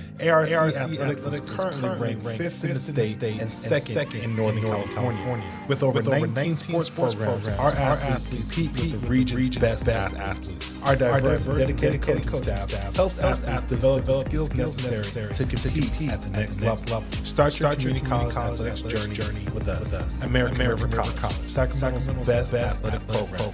Go Beavers. American River College is a top-tier community college sports program that provides student athletes with the opportunity to thrive both athletically and academically. ARC Athletics is currently ranked 5th in the state and 2nd in Northern California. You're listening to coverage of ARC Athletics on Stones Radio Networks. Top of the fourth from Beaver Field. Vikings lead at 6-0. Ryan Lordeer, Jaden Mazzaferro, and Ryan Choi will be the first three hitters for West Valley against the second pitcher for the Beavers, Wyatt Balke, the freshman out of Wood Creek.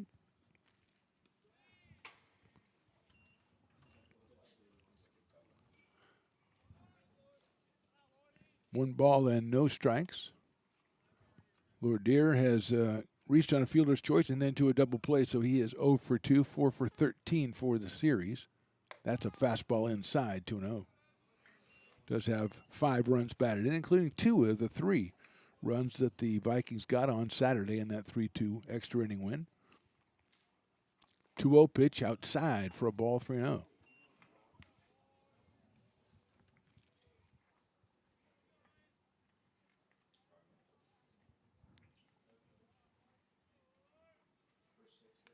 Pitch hit him.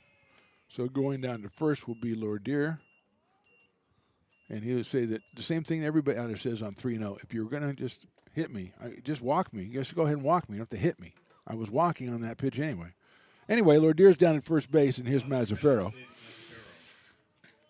Beavers pitchers understandably trying to work, having trouble control at the home game. The home game's Friday and today. And the umpire is talking to the Beavers dugout. Just trying to move people back into the place they're supposed to be, their designated areas. Here's Mazzaferro. He struck out and walked, scored in the third. Balke's pitch is right in there for a strike. Good-looking fastball. 0-1 on Mazzaferro, who has 2 runs batted in the series. He is at 1 for 8. Lordeer down at first base. Packard even with the bag at third. Here's the pitch. Fastball, that misses outside. Took something off that, actually. 1 ball, 1 strike on Mazzaferro. Out of Los Gatos, he's a sophomore, 5'10". 1-1 pitch is fouled off down the left side. Out of play, so 1 ball and 2 strikes. Ristori in left, Ott in center, and Dias in right. That's the outfield for the Beavers. They got Dylan Herforth behind the plate, Anthony Packard at third, Darren Eels at short, Julian Blackwell at second, and Willie Tatum over at first. Wyatt Balke, the second pitcher for ARC today. Here's the pitch. There goes the runner down in the dirt, and there's not going to be a throw. So a stolen base for Lordeer on a second ball that evens the count at 2-2. Just in the dirt, and Herforth couldn't handle it. Did good job to block it.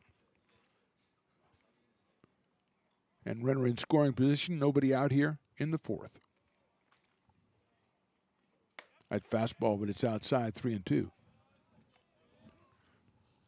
Ryan Choi to follow, number 5 hitter, left fielder today for the Vikings. Mazzaferro hitting in the cleanup spot, has a 3-2 count. Check of the runner back at second base. That's lined into center field, coming on is Ott, but it's going to be in front of him for a base hit. Mazzaferro's going to have to hold it third. The throw in is cut off by Willie Tatum. Good job by the Beavers defensively there, but a single by Mazzaferro, his first hit of the day. Lordeer is over at third. 6th hit for the Vikings, and here is Ryan Choi, who has walked and popped to second, so he is 0 for 1. Is that some sort of spaniel down there, Stone? Is that Another terrier. We gotta get our dog breeds together. Dog breeds and mascots is what we're thinking about up here. First and third, nobody out here is Choi. Right-hander against right-hander. Fastball is in there for a strike on 1.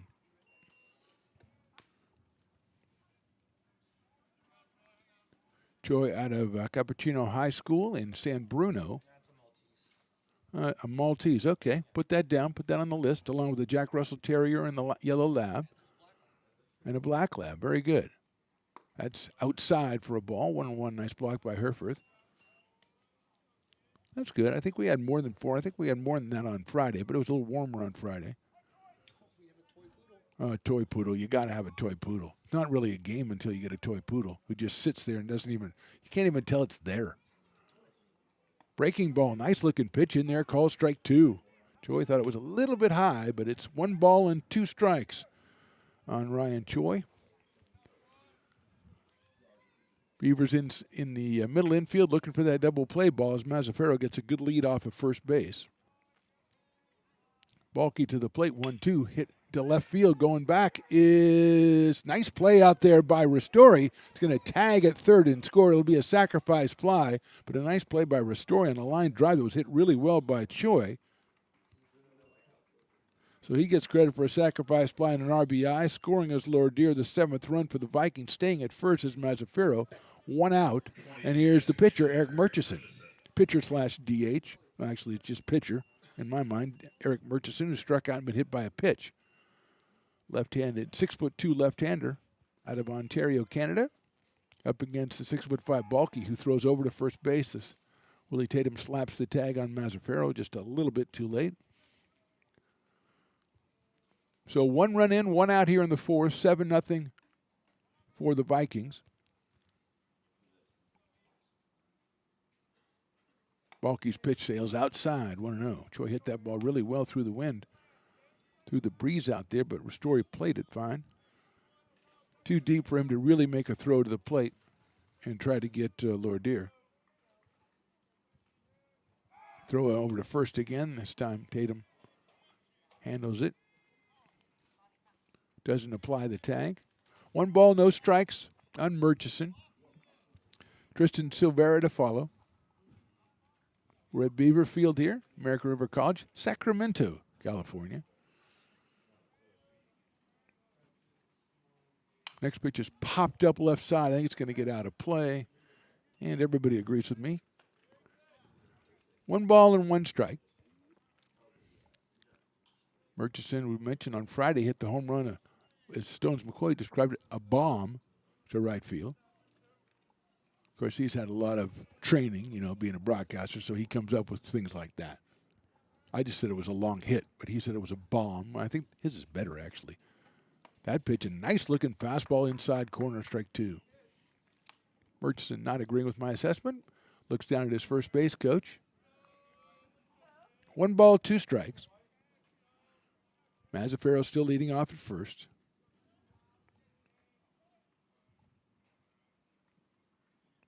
That's hit sharply in the hole and going after his Blackwell, but it's in the right field for a base hit. Not hit real hard, but perfectly placed by Murchison. He has his first hit of the day.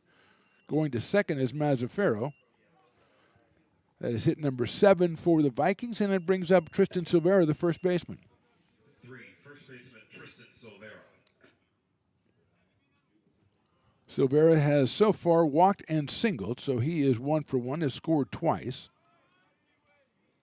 His single, the infield variety, a chopper to short that no one could get to in time. Here's the pitch. He chops that one, but it's foul over by the Beavers dugout, so it's 0-1 on Silvera. 5'8" sophomore out of Mountain View, listed as the utility player, playing first base. Played first base also on Friday when he went 1 for 2 and scored a couple of runs. 0-1 from Balky. Swing and a miss. Off-speed pitch. Down low, 0-2 on Silvera. Mazzaferro out at second. Murchison over at first.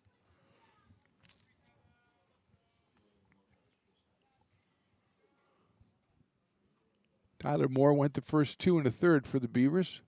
Wyatt Balky came on to relieve him in the third. He's pitching here in the fourth. Chopped foul by Silvera.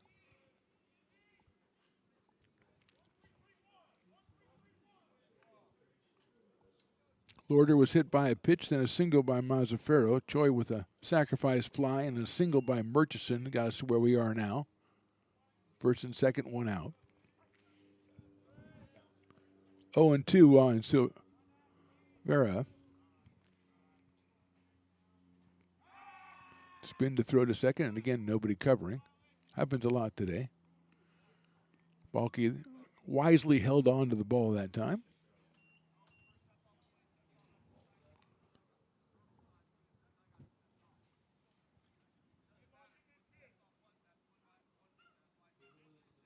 More conversation between Coach Jay and the base umpire now. I'm probably debating some finer point of law.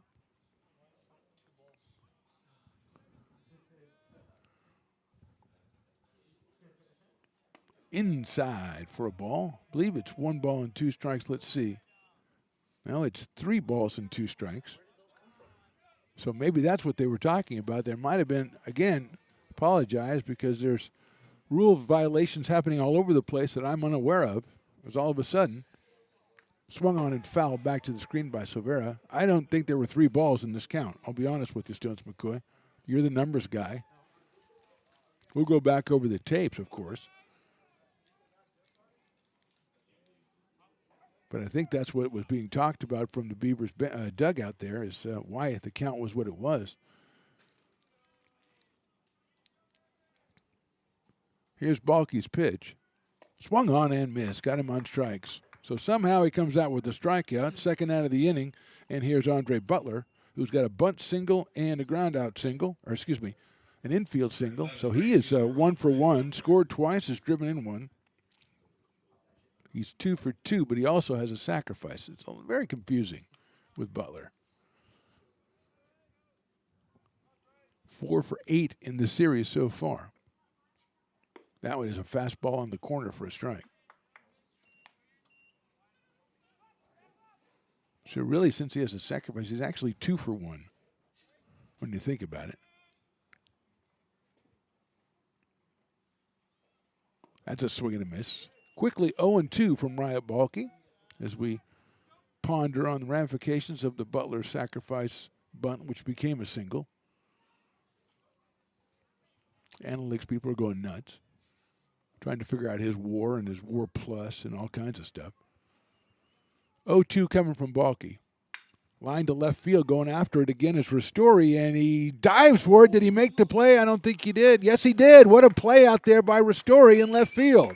A diving catch as he goes to the line in the blind spot from up here, but Christian Ristori with a fine catch. 1 run and 2 hits and 2 left at the end of 3.5. It's Vikings 7 and Beavers nothing. Here at Super Taco, we specialize in authentic Mexican food. One of the reasons we are different from other places is that we make everything from scratch. You get great value when you come here, large portions and quality food. Our most popular dishes are many different kind of tacos. We have giant burritos, different kinds of enchiladas, and the fajita. If you're ready for real Mexican food, stop in at Super Taco. We love to see you. Here at Super Taco, we specialize in authentic Mexican food. One of the reasons we are different from other places is that we make everything from scratch. You get great value when you come here, large portions and quality food. Our most popular dishes are many different kind of tacos. We have giant burritos, different kinds of enchiladas, and the fajita. If you're ready for real Mexican food, stop in at Super Taco. We love to see you.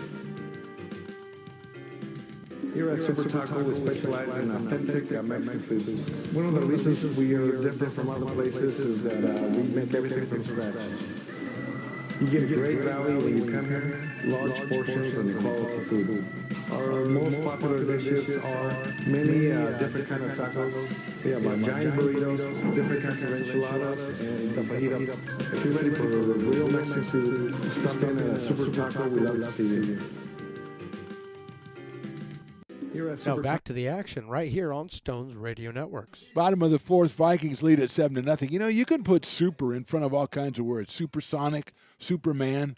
But when you put it in front of taco, I don't think you can do any better than that, actually. So we thank the Super Taco people for coming on board. Joe Diaz, Jake Morrell, and Willie Tatum, the first three. You know, Stones, when we had the umpires up here before the game, we should have asked them what archaic rules they were going to be enforcing and find out if Stones thinks that there is a violation of stepping off the rubber, maybe is why Wyatt Balke was assessed a couple of extra balls there.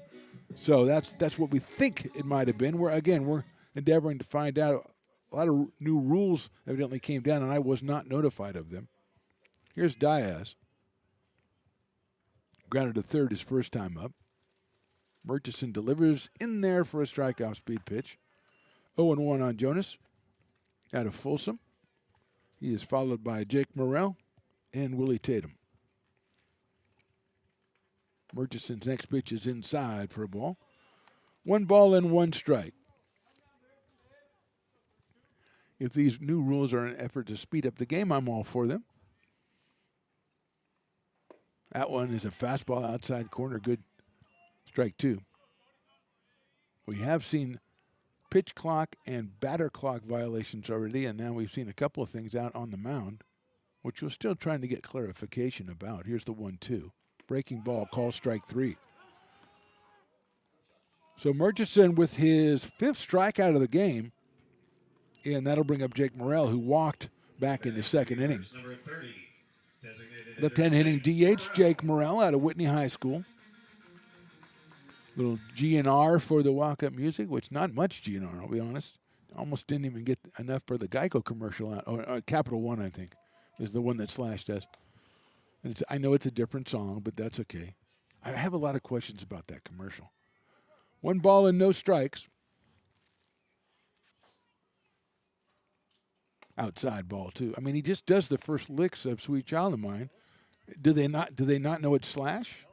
Okay, so then why is Sweet Child of Mine such a good? Why do they give him the job right away?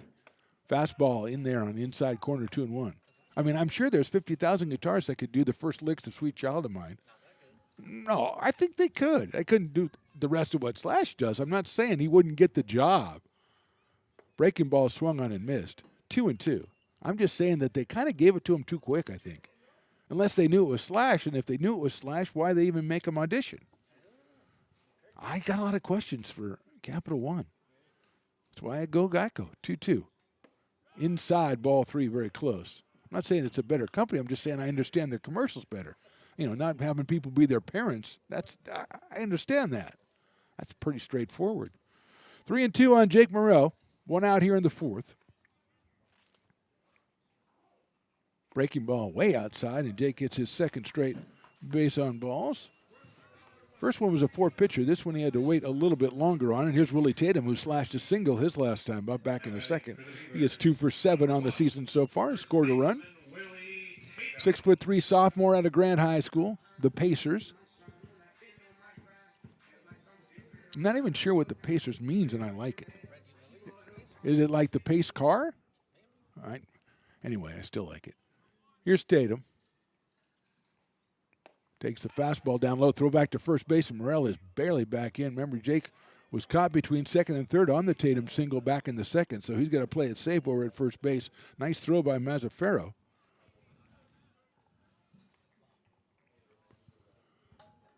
One ball and no strikes on Willie Tatum. That ball a little bit too low. Murchison looks over at first. Comes to the plate, breaking ball, catches the inside corner. Looks like it almost caught Willie's jersey, but call strike 1. 1 ball, 1 strike. Christian Ristori on deck. Big lead by Morrell over at first base. Here's the 1-1. Willie swings and misses. 1 ball, 2 strikes.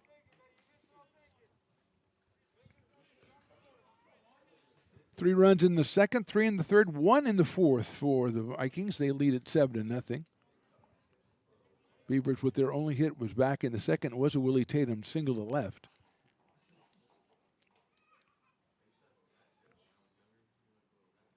That one is down in the dirt. Nice block by Mazzaferro, keeping Morrell from going to second base. So it's 2-2 on Willie Tatum.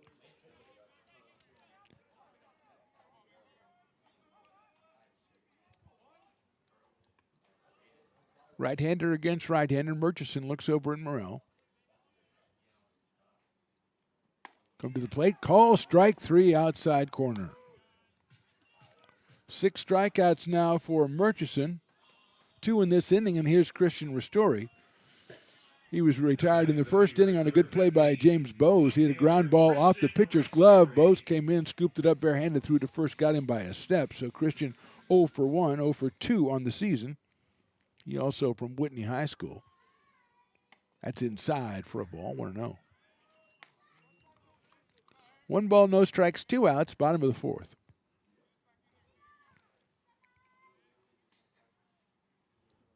Outfield straight away. Here's the pitch. Ristori chops it out towards shortstop. It's a little short up out there. Short all the way across to first. You're not going to get there in time. Nice play by Bowes, but Ristori beats it out. Just not enough time. That was just a big hopper. Second hit of the game for the Beavers, and that'll bring up Anthony Packard, who struck out back in the second inning.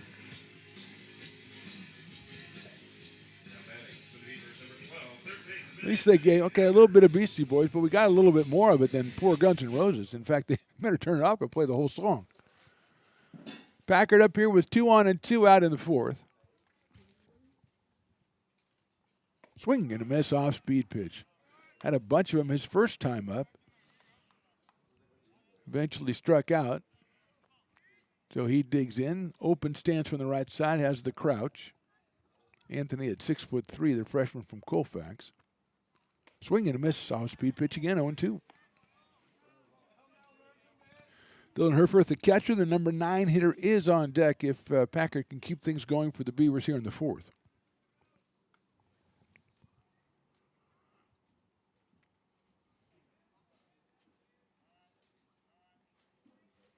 Fastball call, strike 3 outside corner. No runs, 1 hit, 1 left as we go to the 5th. Vikings 7, Beavers nothing.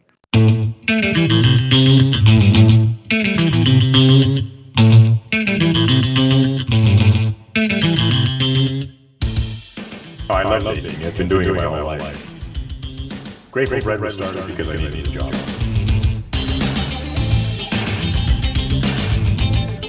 Personally, this is the most rewarding part about eating it. It always used to seem like bread was just an afterthought, and which was always kind of disappointing. But now, yes, not only people, foodies, and people eating it, they're expecting better quality, and then people notice it, they can see it.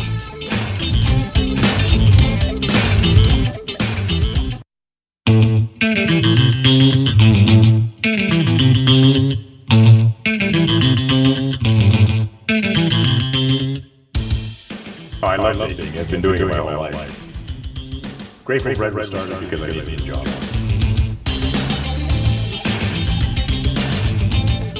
Personally, this is the most rewarding part about eating it. It always used to seem like bread was just an afterthought, and which was always kind of disappointing. But now, yes, not only people, foodies, and people eating it, they're expecting better quality, and then people notice it, they can see it. You're listening to coverage of ARC Athletics on Stones Radio Network. Top of the 5th, Christian Lucero is the new pitcher for the Beavers, the sophomore right-hander out of River City, one of the top save men in the area last year. He'll face Weston Scafoni, Andrew Wilford, and James Bowes, 9-1-2 for the West Valley Vikings. Here in the 5th is Lucero, famously the submariner, the underhander, whatever you want to call it. And he will be making, I think, his first appearance of the year. He didn't pitch on Friday. I don't know that he pitched on Saturday. We'll check that out with our crack staff.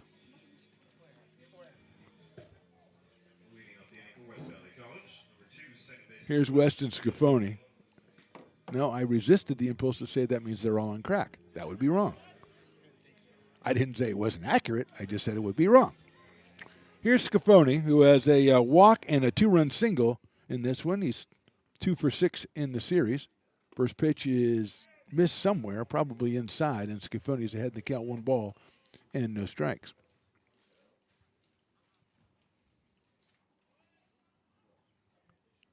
Next one is chopped out toward shortstop. Eels comes in, has it, throws across the diamond and gets him by a step at first base. Good play by Darren Eels.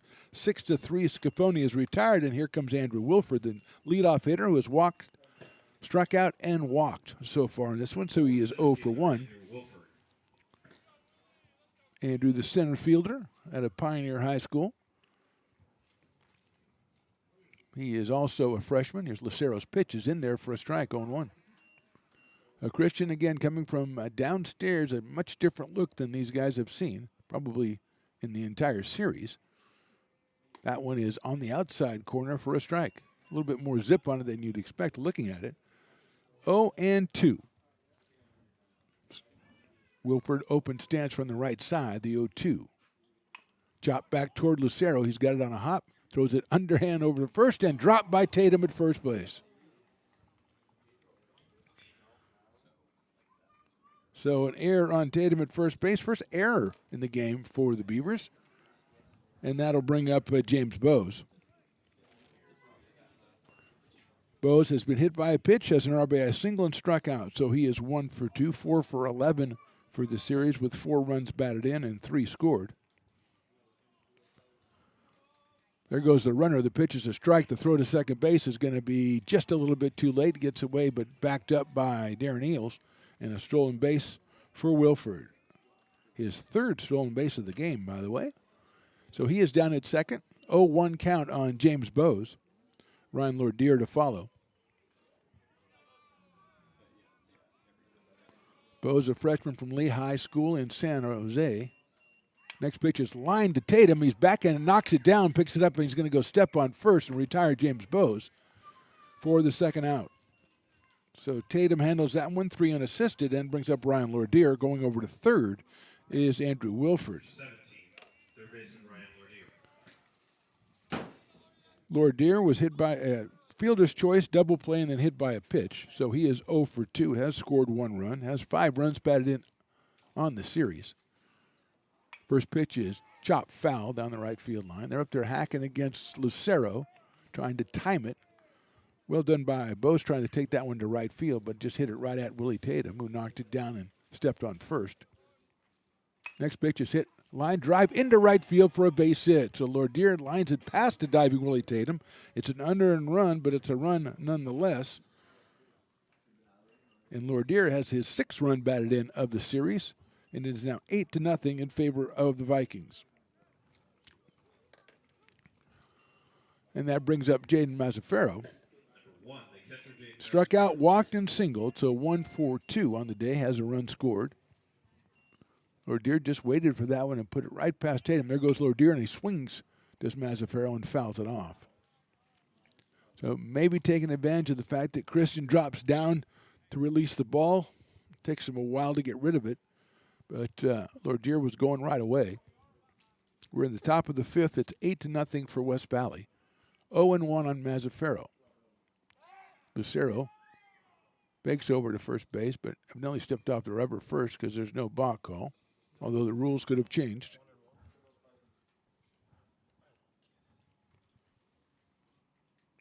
That is outside for a ball. 1 ball, 1 strike.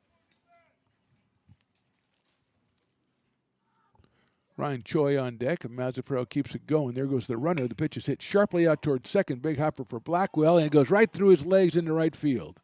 Second error of the inning for the Beavers. Staying at second is Lordeer. So 2 errors on the innings, first and second, and that'll bring up Ryan Choi. Choi has walked, popped to second, and hit a sacrifice fly to left field. 1 hit in the series so far, and grabbed the RBI last time up. Right-hand hitting left fielder against Lucero. The pitch is outside for a ball, 1-0. Eric Murchison on deck. So 2 errors in the inning by the Beavers, allowing the 1 unearned run so far. That's line foul down the right field line. 0-1. Excuse me, 1-1 on Ryan Choi.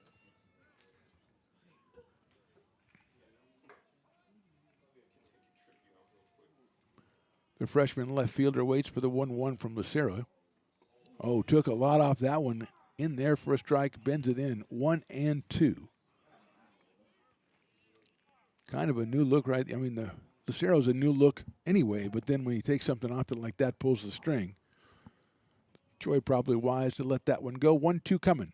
Says it again, and he lines that one into center field. Ott's going to come up with it on a hop, going to try for the plate. The runner's coming in. The throw to the catcher. He's got him by 10 feet, tags him out at home, and the inning is over. So a base hit for Choi, but the runner's thrown out at the plate. 1 run on 2 hits and 2 errors at the end of 4.5. It's the Vikings 8, the Beavers nothing. American River College is a top-tier community college sports program that provides student athletes with the opportunity to thrive both athletically and academically. ARC Athletics is currently ranked 5th in the state and 2nd in Northern California. With over 19 sports programs, our athletes compete with the region's best athletes. Our diverse and dedicated coaching staff helps athletes develop the skills necessary to compete at the next level. Start your community college athletics journey with us. American River College, Sacramento's best athletic program. Go Beavers. American River College is a top-tier community college sports program that provides student athletes with the opportunity to thrive both athletically and academically. ARC Athletics is currently ranked 5th in the state and 2nd in Northern California. With over 19 sports programs, our athletes compete with the region's best athletes. Our diverse and dedicated coaching staff helps athletes develop the skills necessary to compete at the next level. Start your community college athletics journey with us. American River College, Sacramento's best athletic program. Go Beavers. Now back to the booth American right here on Stones Radio Networks.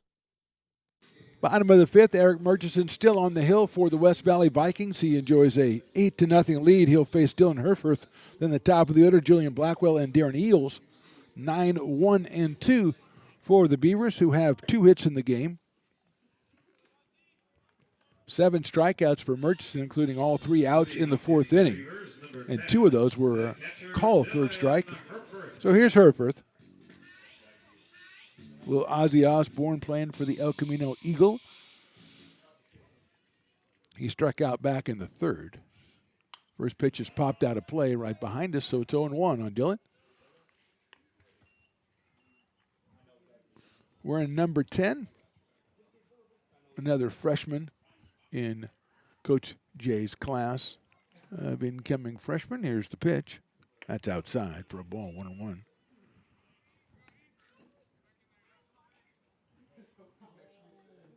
Back in action on Thursday are the Beavers, hosting the Shasta College Knights here at 2 p.m.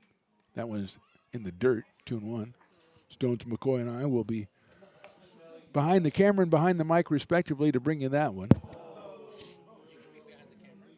2-1. I didn't say which one would be doing which. That's chopped down to third base. A little short hop down there. Nice play by Lord Deer. Throws it across, but too high, and it's over the head of the first baseman. And I believe that probably should be an error on Lord Deer, as I think that a good throw would have had him. First error of the game for the Vikings, and Herforth reaches base. And here's Julian Blackwell. Grounded to short and struck out 0-2, or 0-4-2 for Blackwell.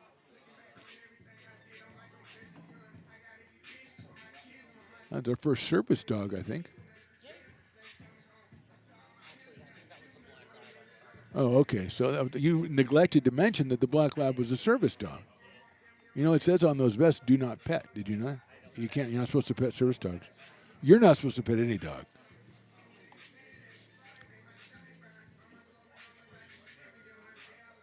So here's Blackwell.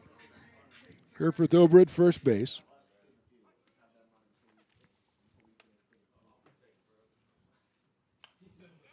That one's fouled out of play. Julian, a 6'2" sophomore out of East Side High in Antelope Valley. Herforth with a very short lead over at first base. Murchison looks over. Blackwell pops one up right side out of play. So quickly 0-2 on Julian Blackwell. Oh, the service dog went chasing the foul ball. Fantastic. Oh, man. He knew he wasn't supposed to, because what if they want to get that ball back in and play? You don't want to have dog teeth marks on it. 0-2 coming to Blackwell. He fouls that one, spoils that one out into the screen. What a good boy. 0-2.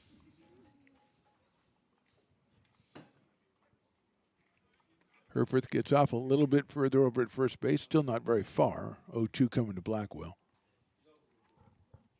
Breaking ball is hit hop high in the air, left field line. It's going to be foul, I think, and I don't think anybody's going to get to it. As hit well by Blackwell. Remember, he had a deep double to left field back in the game on Friday. But for that one, it was all for naught. He'll come back and try it again. Still 0-2 on Blackwell with Eels to follow. Herford led off with a ground ball to third that was thrown away at first base, so he reached on the air. 0-2 on Blackwell. Fastball's down low for a ball, 1-2. Blackwell following that way. That one all the way into the catcher's glove. 1 ball, 2 strikes.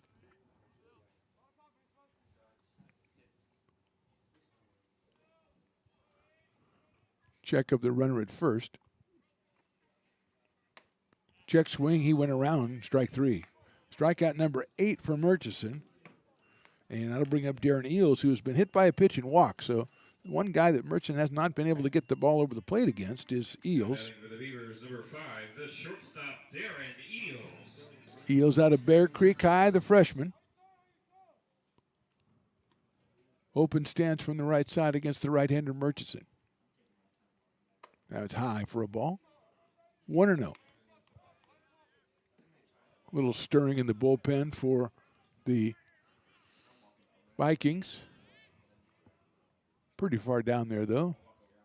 Can't really get a number right now. 1-0 pitch. It's fouled off at the plate, so it's 1-1. A couple of right-handers down there throwing. West Valley, looking at their roster, they have many, many, many right-handers. Got to do better than that, Stones McCoy, if you ever want to get out from behind those cameras. 1-1 to Darren Eels. Breaking ball's in there for a strike.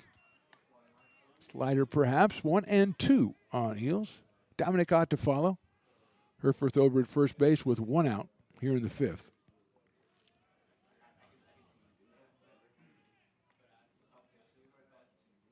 That's in the dirt. Nice block by Azzafaro. That clearly would have gone back to the backstop, but Jaden put the stop on it. 2 balls, 2 strikes on Eels.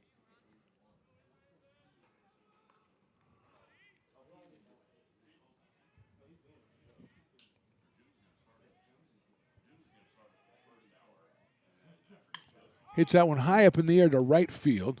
Butler got a beat on it, reaches up and makes the catch for the out. So 2 outs as Eels flies out to right field. That brings up Dominic Ott, who has struck out and grounded to third. Now batting for the Beavers, number 16. 0 for 2 for Dominic today. Center fielder out of Wood Creek, the sophomore. Standout on the Beavers team last year. Settles in for his 3rd shot at Eric Murchison. Jonas Daya is on deck if Dominic can keep something going here. Herforth leads over at first base.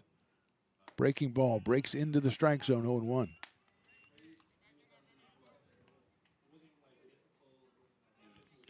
No balls, 1 strike. With a slightly open stance from the right side. There's a breaking ball swung on and missed. Murchison's off-speed stuff been pretty effective so far against the Beavers hitters.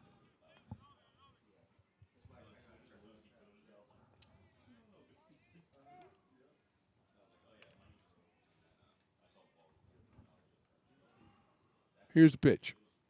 Hit sharply down at Lordier, kicks it over at third base. He's not going to be able to make a play. There's going to be an error on the third baseman, and Ott will reach first. So 2nd error on the third baseman in the inning. Herforth now is at second. At first is Ott, and here's Jonas Diaz. Looks like Jalen Jadeo is the pitcher warming up. And the right-hander, number 25, was warming up down in the pen for the Vikings, 6-footer. A sophomore at Santa Teresa High School. At least he is one of them. 2 on and 2 outs here in the 5th.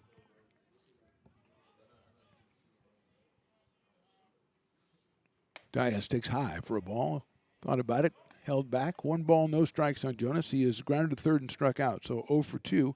Looking for his first hit as a Beaver. The freshman out of Folsom. Swings and misses at that one. 1-1.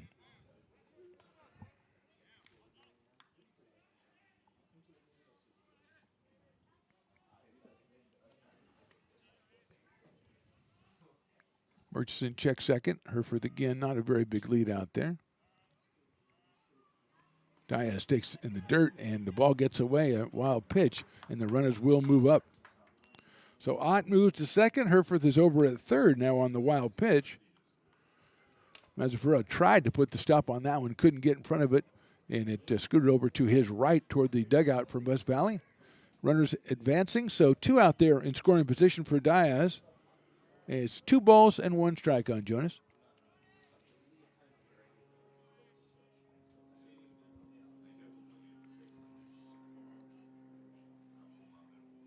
Fastball caught the outside corner, call strike 2. 2-2 on Jonas Diaz. Jake Morrell, the DH on deck. He has a couple of base on balls to his credit so far today. 2-2 pitch coming up. That's a ground ball out to shortstop. Bose has it. Takes his time, guns it across the diamond, has him by a couple of steps at first base for the out. So no runs on no hits, 2 left at the end of 5. It's the Vikings 8, the Beavers nothing. Here at Super Taco, we specialize in authentic Mexican food. One of the reasons we are different from other places is that we make everything from scratch. You get great value when you come here, large portions and quality food. Our most popular dishes are many different kinds of tacos. We have giant burritos, different kinds of enchiladas, and the fajita. If you're ready for real Mexican food, stop in at Super Taco. We love to see you. Here at Super Taco, we specialize in authentic Mexican food. One of the reasons we are different from other places is that we make everything from scratch. You get great value when you come here, large portions and quality food. Our most popular dishes are many different kinds of tacos. We have giant burritos, different kinds of enchiladas, and the fajita. If you're ready for real Mexican food, stop in at Super Taco. We love to see you. Here at Super Taco, we specialize in authentic Mexican food. One of the reasons we are different from other places is that we make everything from scratch. You get great value when you come here, large portions and quality food. Our most popular dishes are many different kinds of tacos. We have giant burritos, different kinds of enchiladas, and the fajita. If you're ready for real Mexican food, stop in at Super Taco. We love to see you. Now back to the booth right here on Stones Radio Networks. I personally could just listen to the Super Taco commercial for a couple of innings. That would be nice. Top of the 6th, Vikings lead at 8-0. Christian Lucero back out on the mound for the Beavers. Beavers Alumni Association Crab Feed coming up on February the 18th. ARCBeavers.com and get all the information out there. Tremendous bargain. All kinds of great stuff going on out there. Great food, of course. I think they'll probably have crab out there. That's what I'm thinking. 5 to 10 at the ARC Student Center. Check out arcbeavers.com for information and get tickets, because you got to get tickets. There's not that many tickets. Or you could scan the QR code on your screen and all that stuff. I don't understand that, Stones. That's in there for a strike. This is, actually, it's supposed to be, we have Jacob Serpa hitting for Murchison. They snuck him in there while I was complaining. He's dead out to second base. Blackwell has it on a hop over to first for the out. So Murchison is out. Serpa comes in the 6th.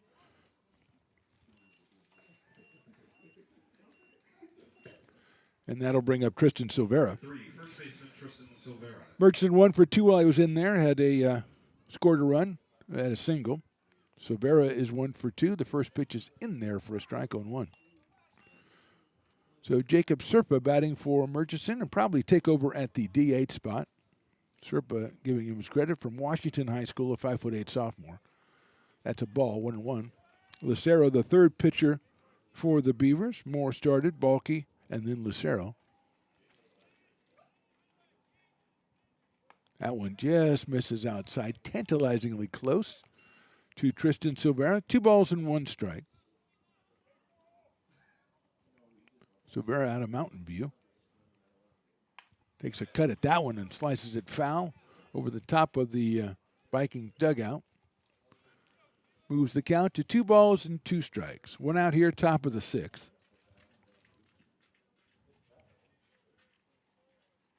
And he fouls that one away as well. So Murchison is going to go 5 innings, give up 2 hits, no runs. Struck out 9 in his first outing of the season. Here's the pitch. Oh, inside and hit him. So that was supposed to move. It did not move, and Silvera was going down to first base, hit by a pitch. So that'll bring up Andre Butler, the right fielder. Although this does not look like Andre Butler. Actually is a pinch hitter. Number 23 is Ryan Fernandez. Pitch hitting for West Valley, number 23, Ryan Fernandez. So Fernandez comes on for Butler, who had a couple hits today. And an RBI as well. So here's Fernandez. 5'10" freshman, takes outside for a ball from Aragon High School. I think he made an appearance in the game on Friday. Came on but did not get an official at bat.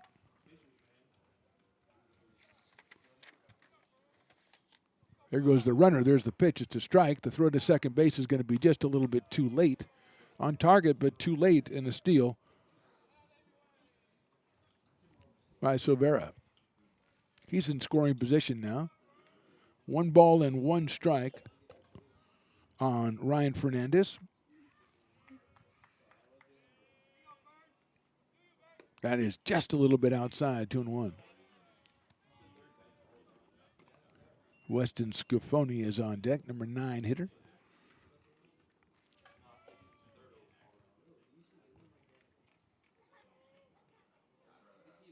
That's chopped very slowly down to first base. Tatum's coming in. He's got it. He's going to just tag the runner. And moving over to third base is Silvera. So Fernandez is retired. 3 unassisted. Brings up Weston Scafoni, who has walked, had a 2-run single, and grounded out to shortstop. So he's 1 for 2. Second baseman Weston Scafoni. Lincoln High School in San Jose, 5'8" sophomore Weston Scafoni. 2 for 7. He slices that one down the right field line, and that is going to be foul. First base umpire trying to motion it to go fair, but did not have any effect on the ball's flight. And if he had, I would have been interested. Would have been upset, but I would have been interested. But he couldn't. So it's 0-1 on Scafoni. Want to check out that American River College, the alumni putting on that crab feed on the 18th. You just got to pull it up on the screen and scan the QR code. It's not that hard. Next pitch is inside or low. You take your pick. It's 1 ball and 1 strike. Stones makes a big deal out of it. Just got to scan the QR code. It's right there on the screen, right there. That's all you got to do. Fantastic. Now it's too late. 1-1 pitch. Chop foul down the right field line. Again, 1 ball and 2 strikes.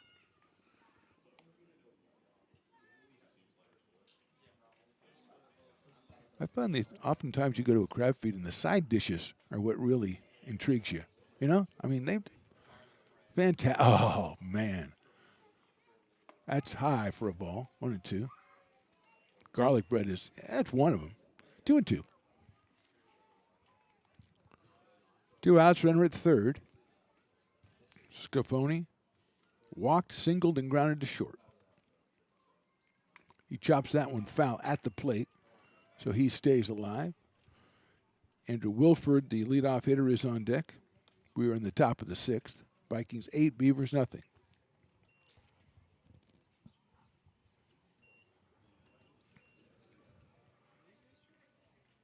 2-2 pitch, swung on and missed, got him on strikes. No runs, no hits, 1 left at the end of 5 1/2. Vikings 8, Beavers nothing.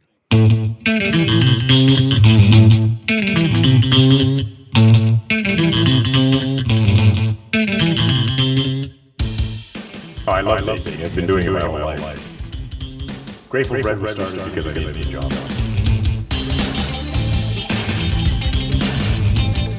Personally, the most rewarding part about not eating it. It always used to seem like bread was just an afterthought, and which was always kind of disappointing. But now, yes, not only people, foodies, and people eating it, they're expecting better quality and notice it, they can see it. Notice it, they can see it.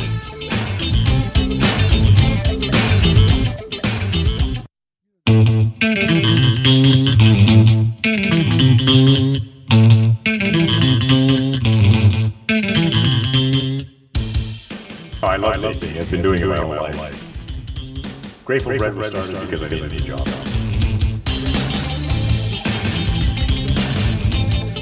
Personally, the most rewarding part about not eating it. It always used to seem like bread was just an afterthought, and which was always kind of disappointing. But now, yes, not only people, foodies, and people eating it, they're expecting better quality, and people notice it, they can see it.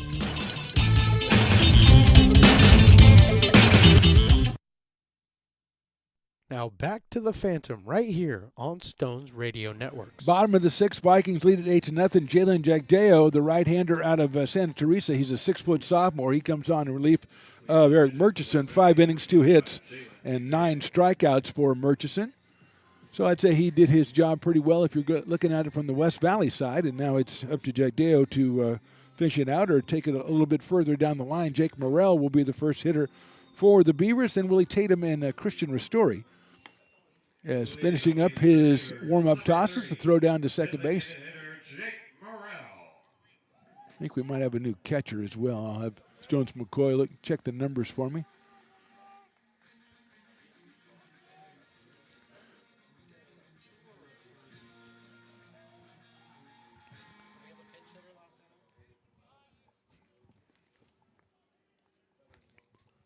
First pitch from Jagdeo is down low for a ball.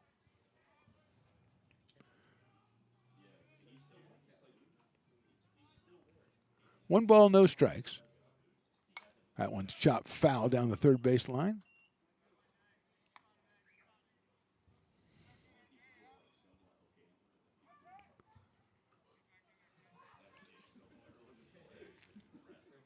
That might be Matthew Singh behind the plate. Here's the pitch.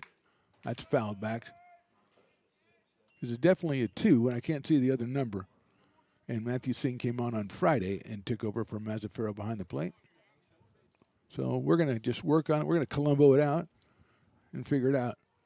1-2 now on Morrell, who's walked twice. That one is outside for a ball. Good eye by Jake. 2 balls and 2 strikes. Jalen Jagdeo, the new pitcher, relieving Eric Murchison for the Vikings, who enjoy the 8-0 lead here in the bottom of the 6th.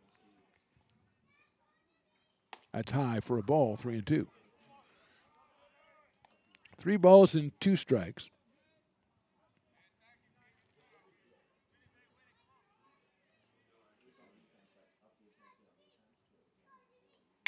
That's chopped out to second base. Scocone has it. Takes his time over to first in the dirt. Scooped out over there. Did he scoop it out? Yes, he did by Tristan Silvera.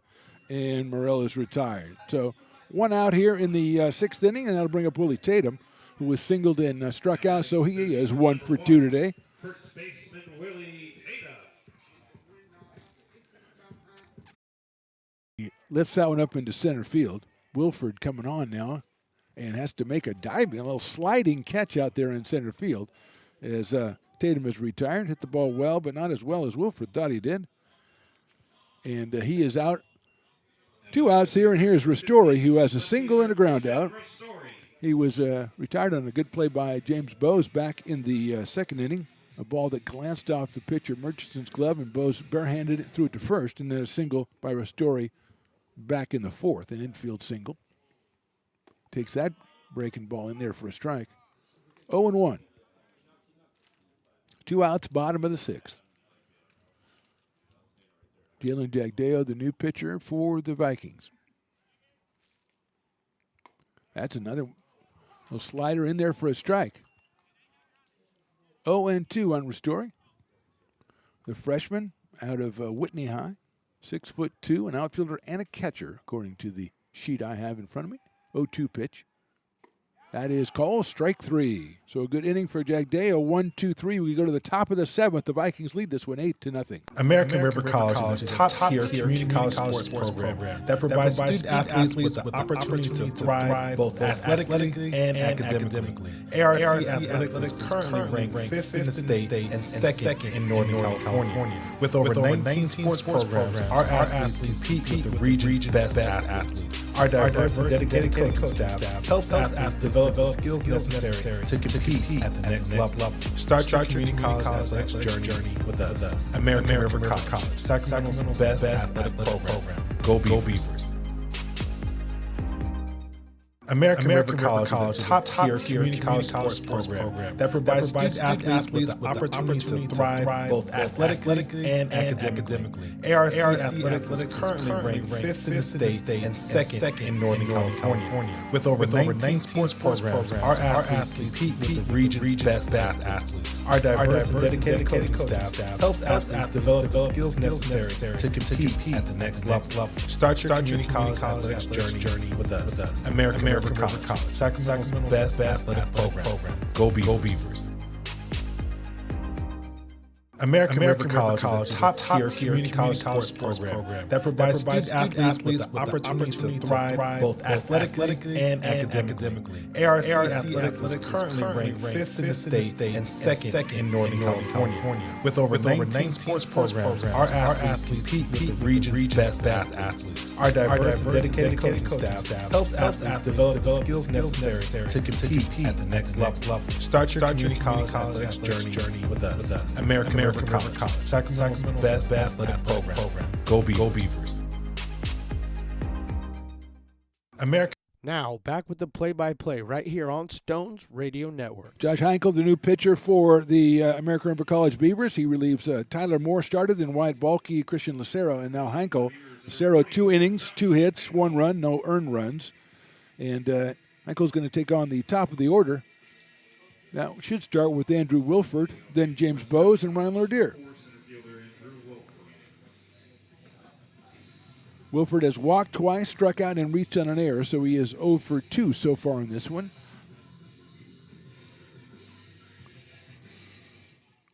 And here is Wilford stepping in against Heinkel.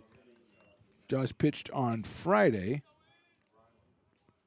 Pitched the last inning. It was a 1-2-3 inning. First pitch is a ball, 1-0. Left-hander out of Intercom, 6'5", works from the stretch against Wilford. That's in the dirt, ball 2. 2-0.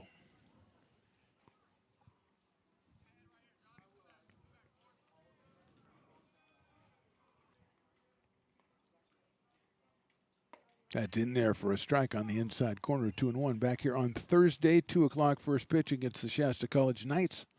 Then on Friday, just a plethora of activity on the campus. A couple softball games, a baseball game, a couple basketball games. We're going to be at some of them. We're trying to figure them out. Basketball coming down to the end of the conference season, so trying to bring you that one. Also, haven't done any softball games, so looking forward to getting on over to that field as well. So we'll have to work out the logistics. Usually Stones does that, but he's attitude problems, so we probably won't be taking that. That's hit high up in the air, center field. Ott's going to have to go back a little bit, but now he's got a beat on it. Still backpedaling, reaches up and makes the catch. So Wilford, a well-hit ball, but he's retired on a fly to center field. First out is recorded, and here's James Bowes, the shortstop. Bowes has been hit by a pitch and an RBI single, struck out and grounded out to first base. So he is 1 for 3. Now we've got a pinch hitter, number 5. That's going to be Dylan McKee hitting for Bowes.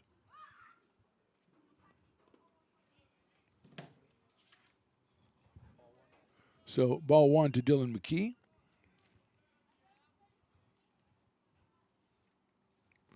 And Bowes' day is over as McKee comes on. That is in the dirt for a ball. Dylan is a 5'8" sophomore out of Smoky Hill High School. And if that's really the name of the high school, I don't know what the mascot is, but I have some thoughts. 2 balls and no strikes on McKee. Ryan Lordeer on deck. Shows bunts it, but foul back to the screen. So it's 2-1 now on McKee.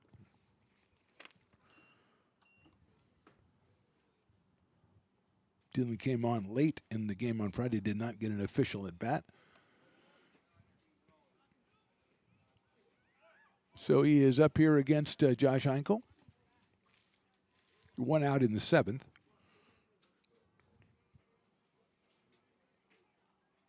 Chop foul.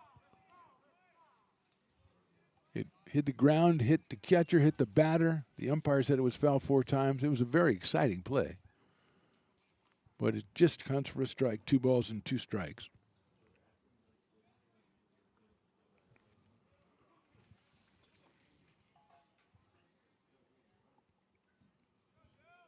Two from Heinkel. It is outside and low, ball 3. 3-2. Base on balls again, a problem for the Beavers today as they try to work the kinks out. Just getting started, just January. 3-2 pitch. Chop foul, 3-2 still.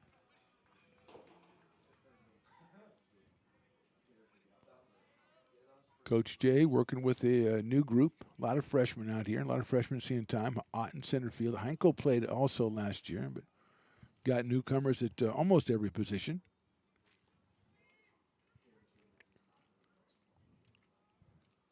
3-2 from Heinkel from the stretch. It's hit sharply out into center field for a base hit for McKee. So he's got his first hit. Throw comes all the way back to first behind him from center field, but he is back with a dive. So Dylan McKee is 1 for 1, and here is Ryan Lordeer. The third baseman has hit fielder's choice into a double play, but hit by a pitch and singled. 17th third baseman Ryan Lordeer. That was an RBI single by Lordeer, so he now has 6 runs batted in the series. Heinkel's first pitch just misses inside, 1-0. Lordeer with a run scored, a run batted in. 1 for 3 on the day so far, makes him 5 for 14 in the series. That one is in there for a strike at the knees, 1-1.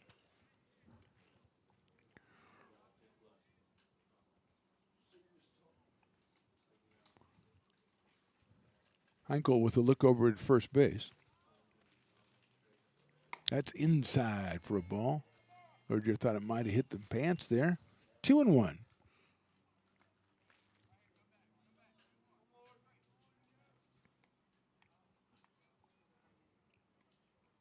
There goes the runner, McKee. The pitch is a strike, and no throw will be made as McKee steals second base. 2-2 now on Lordeer. He's got his 7th RBI of the series out there at second base. Just 1 out here in the 7th.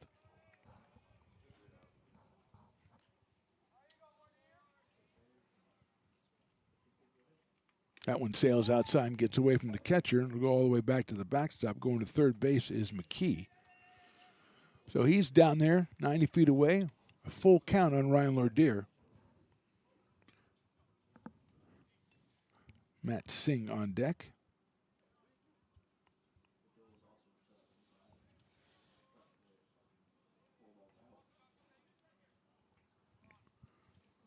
Who came on for Mazzaferro.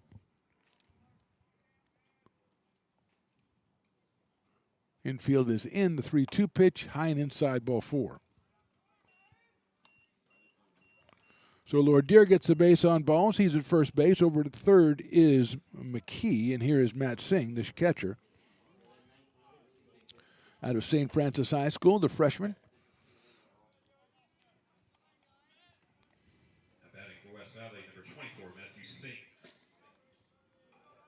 In at the corners.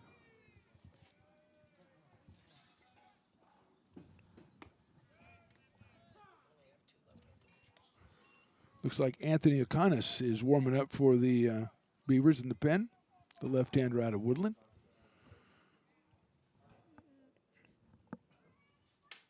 Singh swings and misses. 0-2 on Matthew Singh. Corners are playing even. Infield second and shorter in double play position for ARC. Here's the pitch. That is down low for a ball, 1-2. Tatum actually more accurately holding the runner on at first base. That's Ryan Lordier. McKee at third. Even with the bag over there is Packard. 1-2 coming to Singh. Fastball just inside, ball 2. 2-2.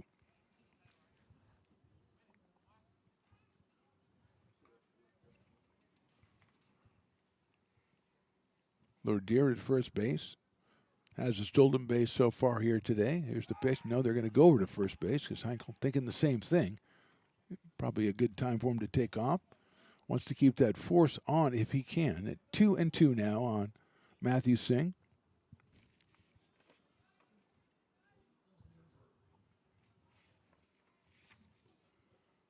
Hit sharply out towards second. Blackwell is going to go to second for one, and Eels the first double play, nicely turned by the Beavers. 6-3 going to the bottom of the seventh. Vikings lead this one 8-0.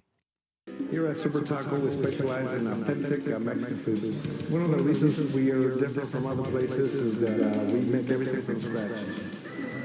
You get great value when you come here, large portions and quality food. Our most popular dishes are many different kind of tacos. We have giant burritos, different kinds of enchiladas, and the fajita. If you're ready for real Mexican food, stop in at Super Taco. We love to see you. Here at Super Taco, we specialize in authentic Mexican food. One of the reasons we are different from other places is that we make everything from scratch. You get great value when you come here, large portions and quality food. Our most popular dishes are many different kind of tacos. We have giant burritos, different kinds of enchiladas, and the fajita. If you're ready for real Mexican food, stop in at Super Taco. We love to see you. Here at Super Taco, we specialize in authentic Mexican food. One of the reasons we are different from other places is that we make everything from scratch. You get great value when you come here, large portions and quality food. Our most popular dishes are many different kind of tacos. We have giant burritos, different kinds of enchiladas, and the fajita. If you're ready for real Mexican food, stop in at Super Taco. We love to see you. You're listening to coverage of ARC Athletics on Stones Radio Networks. Bottom of the seventh, Joshua Willis, the new pitcher for West Valley. He is a right-hander, a freshman at Homestead High. Comes on here to face Anthony Packard, Dylan Herforth, and Julian Blackwell, the 8, 9, and 1 batters in the Beavers order. Nice double play turned by the Beavers in the top of the inning with Blackwell, Eels, and Tatum. Willis finishing up his warm-up tosses to Matthew Singh, who throws it down to second base. Ryan McKee is now in at shortstop. He batted for James Bowes and had a single. And now we've got number 23. It looks like it's going to be Evan Rice. Evan Rice is going to bat for Packard.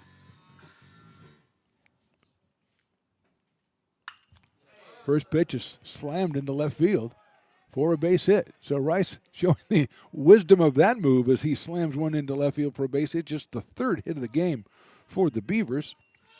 And then it means Dylan Herforth comes to the plate.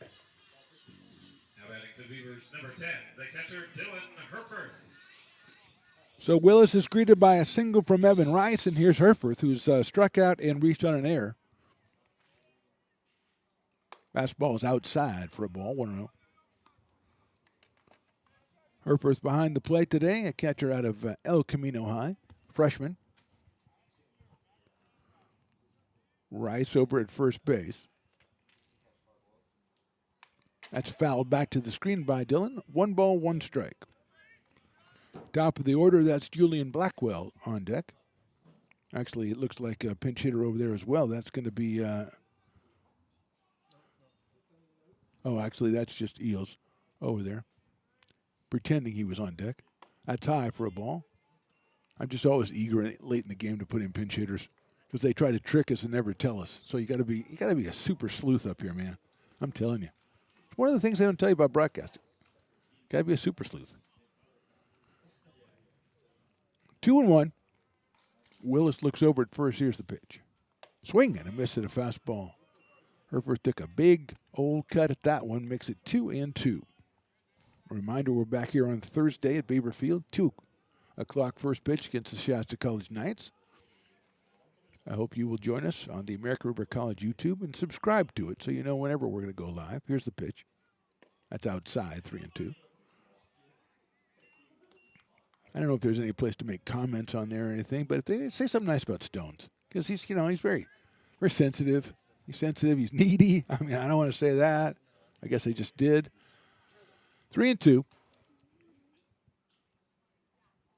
That's high, ball 4. Good at bat by Herford. He takes the base on balls. 2 on, nobody out for the Beavers here. And here's Julian Blackwell. Ground out and a couple of strikeouts for Blackwell, and going out to talk to his pitcher. We will just say it is Rick Weens, the head coach. It might not be, and we don't, denigrate anybody, but just want to give Rick a shout out anyway, even if it's not him. Say, hey, Rick, good job. Good luck to your team this year. I don't think we have anything against West Valley. Wouldn't mind if they gave us 9 runs right here. That would be nice. But otherwise, good luck to them. Maybe we'll see you in the playoffs, man. That's what you always say the first.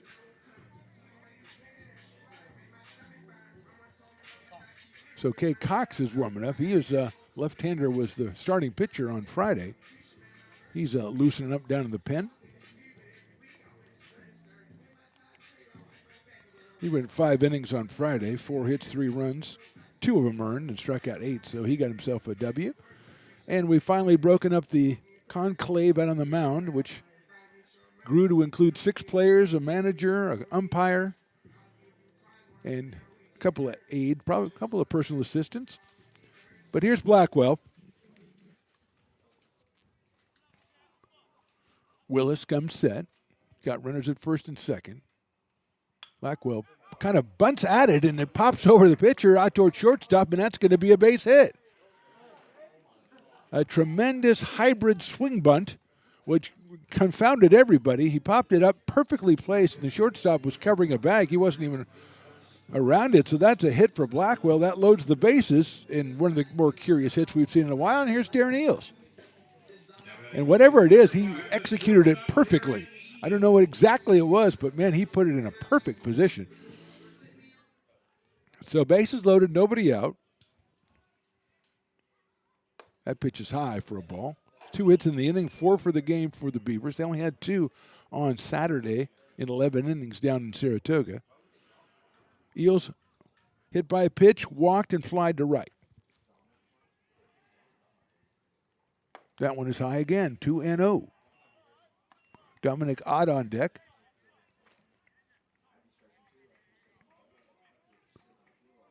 Eels, the freshman out of Bear Creek High School. 2-0. Swing and a miss. That one right in there by Jordan Willis.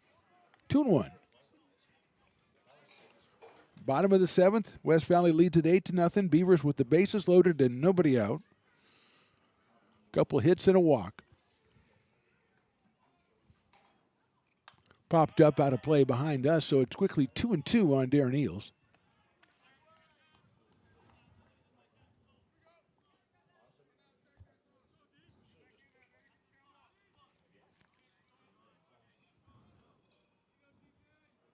Willis comes set, checks the runner at third, 2-2 pitch. Eels takes high, ball 3.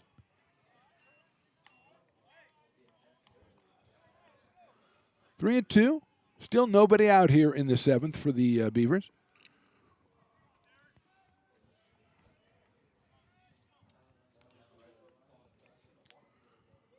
Three-two pitch. Popped up out of play by Eels.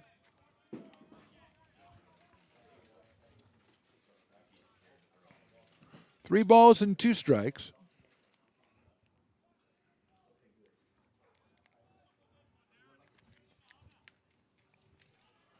Here comes Willis set at the belt again, the pitch.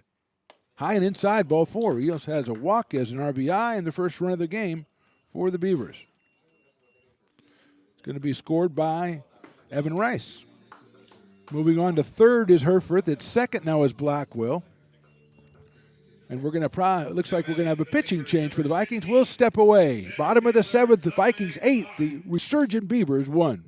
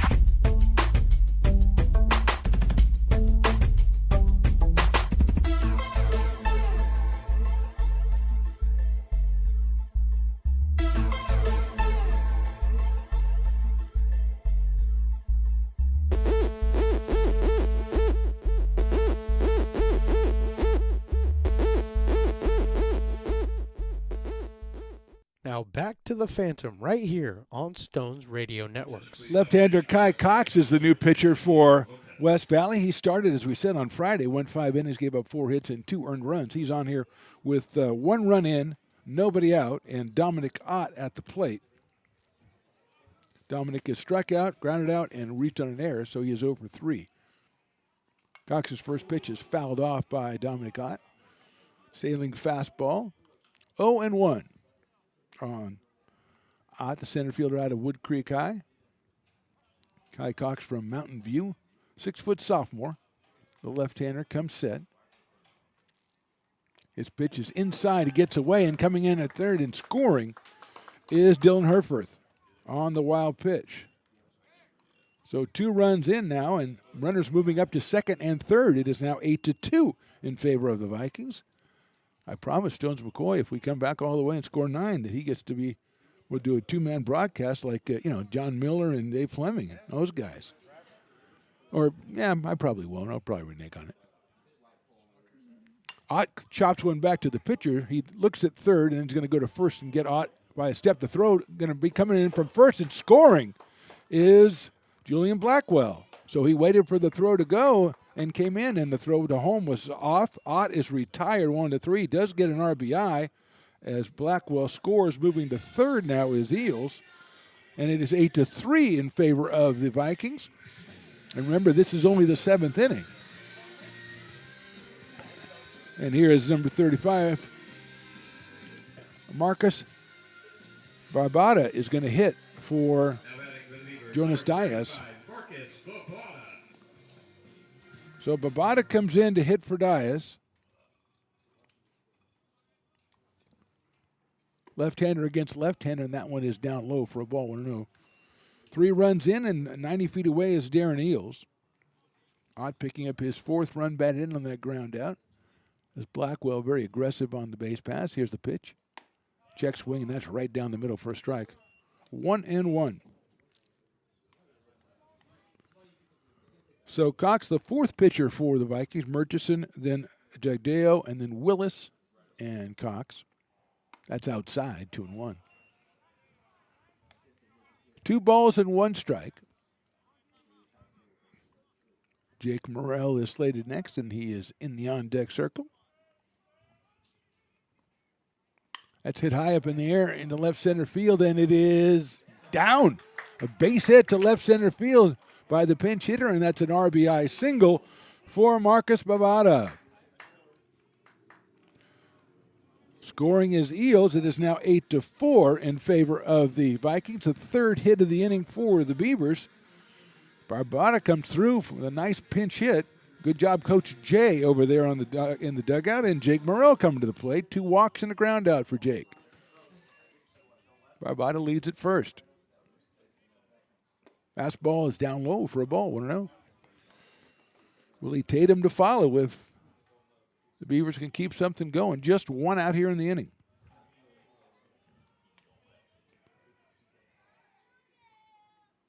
There's a ground ball out towards shortstop. McKee has it. He's going to bobble it, go across the diamond to first, and get him by a half a step. So Morrell is retired on a ground ball to shortstop. Moving to second is Bavada. And now Willie Tatum comes to the plate.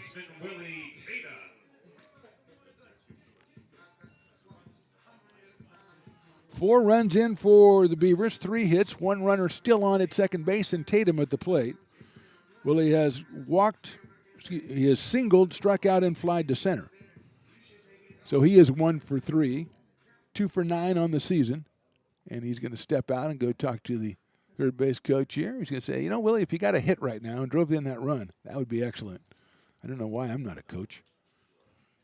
You got advice like that. So don't you laughing like Stones, I played baseball. I know that's not good advice. I think it's really good advice. He might be. Now, Willie has already batted against Cox a couple of times on Friday, so he has seen Cox a couple of times. I believe he got himself a base hit as well on Friday. Yes, he did. So he is up here with 2 outs and a runner at second base. Inside, I don't know how it missed him. Nice little dance there to get out of the way. 1 ball and no strikes on Tatum. Christian Ristori on deck. Looking for a chance to get up here in this very productive 7th inning so far for the Beavers. They've scored 4 times and cut the lead in half. Tatum takes down low for a ball, 2-0. 6'3" sophomore out of Grant High, holding down first base for the Beavers. Cox comes set, checks the runner 2-0 pitch. Willie takes high and outside, ball 3. 3 balls and no strikes, and it's dark enough here now that I can see the scoreboard, which is always a plus. But I always use Stones Radio Network's scoring devices. He's got so many of them in here. 3-0 pitch. Willie takes inside, ball 4. He'll check swing.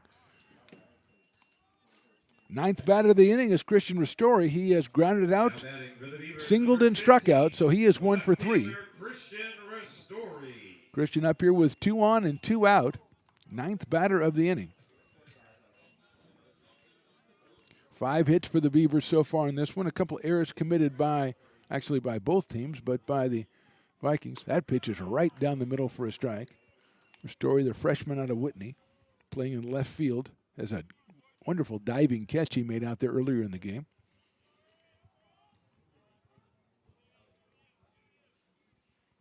Chops that one foul. A little off-speed pitch down low from Cox. It's 0-2, quickly ahead in the count. Bavada at second. Willie Tatum over at first. 0-2 count on Christian Ristori.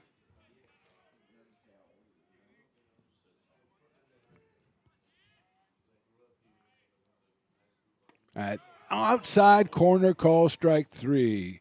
4 runs, 3 hits, 2 left as we go to the 8th. It's the Vikings 8 and the Beavers 4.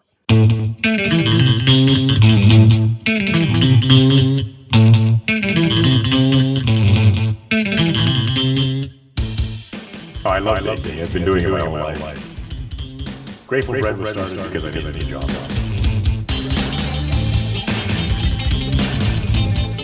Personally, the most rewarding part about eating it.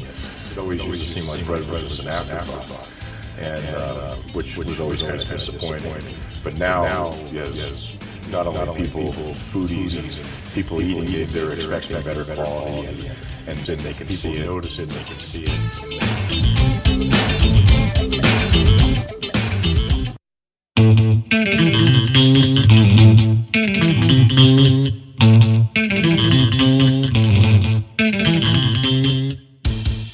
Oh, I love baking. I've been doing it my whole life. Grateful Bread was started because I needed a job.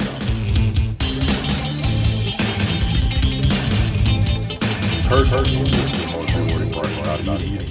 It always used to seem like bread was just an afterthought, and which was always kind of disappointing. But now, yes, not only people, foodies, and people eating it, they're expecting better quality, and then people notice it, they can see it.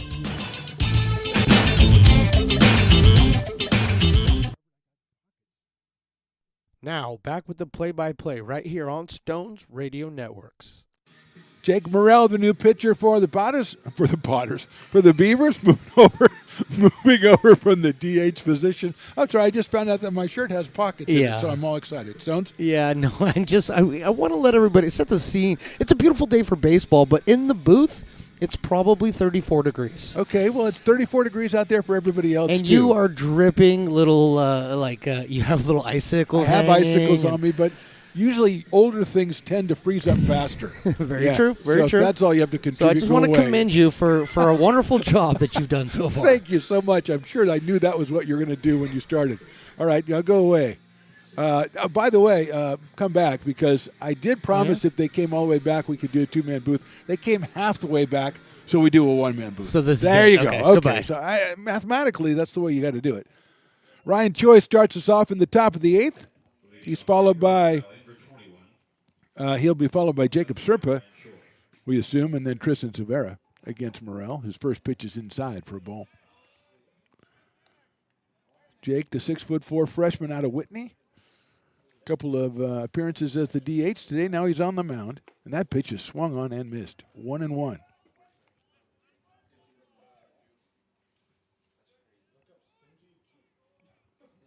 One ball, one strike. Right-handed hitter, slightly open stance, Ryan Choi. Fastball outside for a ball. 2-1. Looking for that outside corner. Didn't get it. 2-1. Choi's walked, popped down, hit a sacrifice fly and singled. He takes that one on the outside corner. 2-2. 2 hits in the series for Ryan Choi. 2 for 10. Had that RBI in the fourth. He chops that one back out down the third baseline, and it's going to be foul. Fortunately for the Beavers, because if it was fair, they would have not gotten to it. 2 balls and 2 strikes on Choi. Jacob Serpa, who batted for Eric Murchison back in the 6th, he will be next. And then Tristan Silvera, the first baseman. 5, 6, and 7 spots in the order for the Vikings here in the top of the 8th. 8-4, West Valley leads it. That's chopped out towards shortstop. Eels waits for the hop. He has it. Across the diamond, and he got him by a step. Good play there. And Eels, 6'3", Choi is retired. And that will bring up Jacob Serpa, the 5'8" sophomore out of Washington High School. Came on in the 6th for Murchison, grounded out to second base. So he is 0 for 1. Murchison, while he was in there, was 1 for 2 with a run scored. Right-hand hitting Serpa against the left-hander Jake Morrell. Hits a little looper over shortstop, going back and reaching up. His Eels couldn't get it. It's a single for Serpa.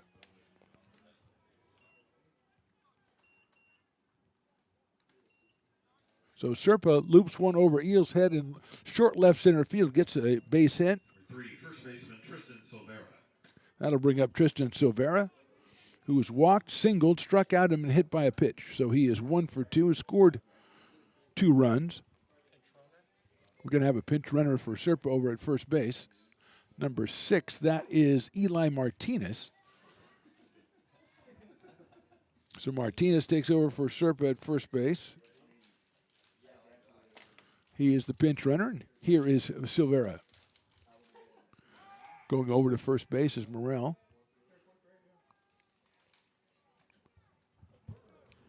One out, one on here. 10 hits now for the Vikings. Morel's fastball sails high and outside, 1-0. Herfer still behind the plate. Willie Tatum at first, Blackwell at second. Heels it short. Anthony Packard, who was pitched for, we'll check and see who that new third baseman is. Ristorian left, out in center, and out and right, Marcus Babada. Throw over to first base, he is back. So Evan Rice came in and did the pinch hitting, and he is taken over at third base. Got himself a single, started off that 4-run rally for the Beavers. Going over to first base again is Morel, and the tag is slapped on the pinch runner, Eli Martinez, but not in time for an out.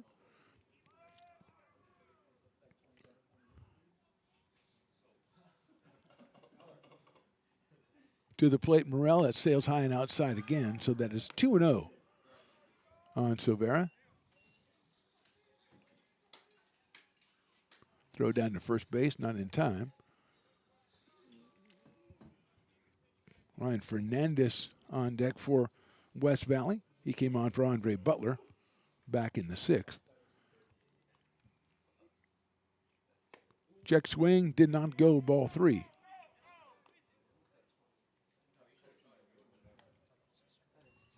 Three balls and no strikes. We're in the top of the 8th inning here. West Valley leads at 8-4. Beavers came up with 4 in the bottom of the 7th to tighten things up. 3-0 pitch. Shows bunt, takes high and outside, ball 4.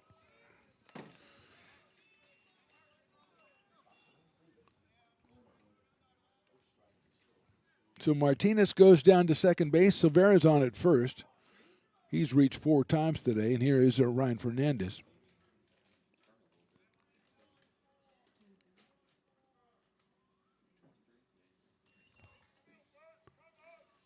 Can you guys see his number? Batter? 22. So Ryan Fernandez at the plate. Left-hander against left-hander.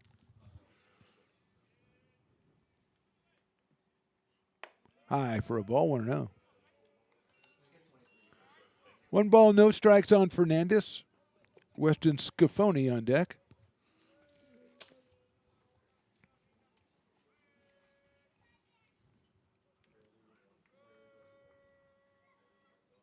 Morel checks second base. Comes to the plate, 1-0.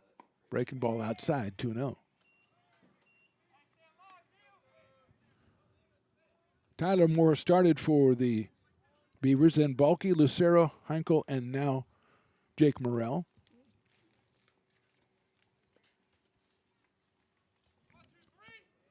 Two balls, no strikes. Fernandez waits. That one's right down the middle for a strike.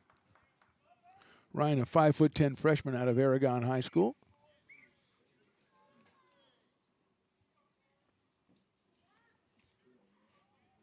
You know, we broadcast these games, as Stones has told me many times, for family, fans, and friends. But I know there's people out there that are watching these games to get intel on teams, you know, scouts and stuff, and, you know, maybe scouts in the sense of trying to get these players to the next level. You know, that's fantastic. One such gentleman is a guy named Brock Raggets, who has done some work with the Potters and the Gold Sox in the Summer League, and also works for William Jessup. And, you know, he's out there now. He loves the sound of my voice, which is why he's watching. That is chopped into left field. That's going to get down in front of Ristori for a base hit. Runners rounding third. He's going to score easily. Ristori picks it up, and moving on to third is Silvera. It's an RBI single for Fernandez, and it's 9-3 or 9-4 in favor of West Valley. So Martinez scores, and going all the way over to third is Silvera. Moving to second is Fernandez, and that'll bring up Weston Scafoni. Anyway, shout out to Brock Raggets checking us out today on the American River College YouTube. Number 2, second baseman Weston Scafoni. Also, I like to do this most of the time, every time I broadcast is, Trevor Payne, what's up? Timeout is called, is going down to talk to the coaches, Weston Scafoni. Actually, we've got a whole convocation over there of Vikings. Everybody's moving over there. I got 5 people in that talk. Come on. It takes one guy. Come on. So Fernandez drops the RBI single down the left field line, makes it to second, over to third is Silvera. Scoring is Martinez. It's 9-4. Still 1 out here in the 8th inning. And Scafoni coming to the plate. He's walked, single, grounded out, and struck out.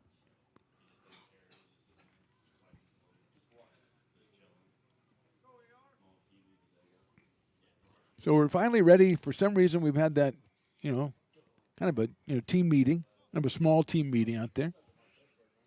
So this is the times I wish I had Trevor Payne with me, because he would know what was going on right now.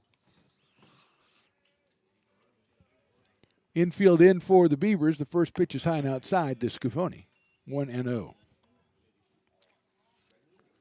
Scafoni scored once today. That's his 4th run scored in the series. Right-handed hitting second baseman, batting in the number 9 spot. Andrew Wilford, the top of the order, on deck. Breaking ball, nice shot. Right in there for a strike.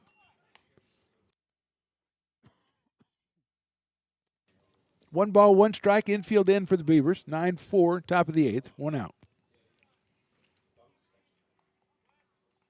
Another breaking ball swung on a miss. Another beautiful-looking pitch by Jake Morrell. The freshman making his debut here. 6'4" out of Whitney High. The Wildcats. Nice pull right there.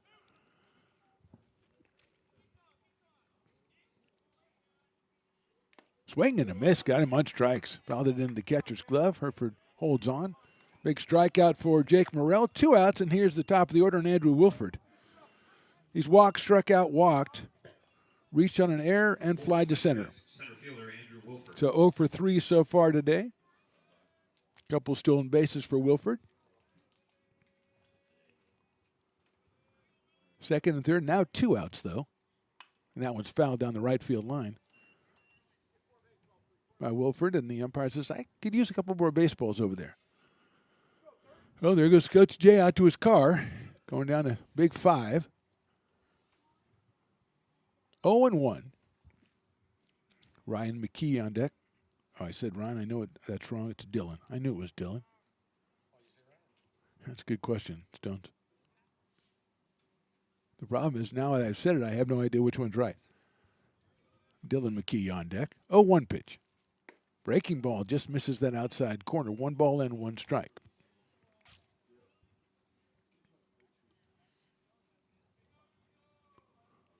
Wilford from Pioneer High School, 6-foot freshman, playing center field.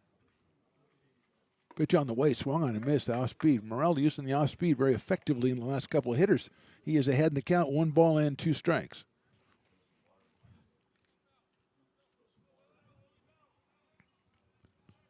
Runners lead off second and third, Silvera and Fernandez. Here's the pitch.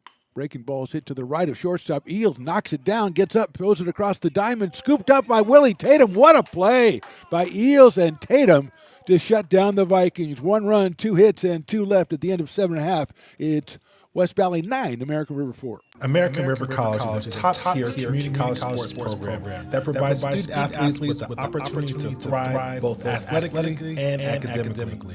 ARC Athletics is currently ranked 5th in the state and 2nd in Northern California. With over 19 sports programs, our athletes compete with the region's best athletes. Our diverse and dedicated coaching staff helps athletes develop the skills necessary to compete at the next level. Start your community college athletics journey with us. American River College, Sacramento's best athletic program. Go Beavers.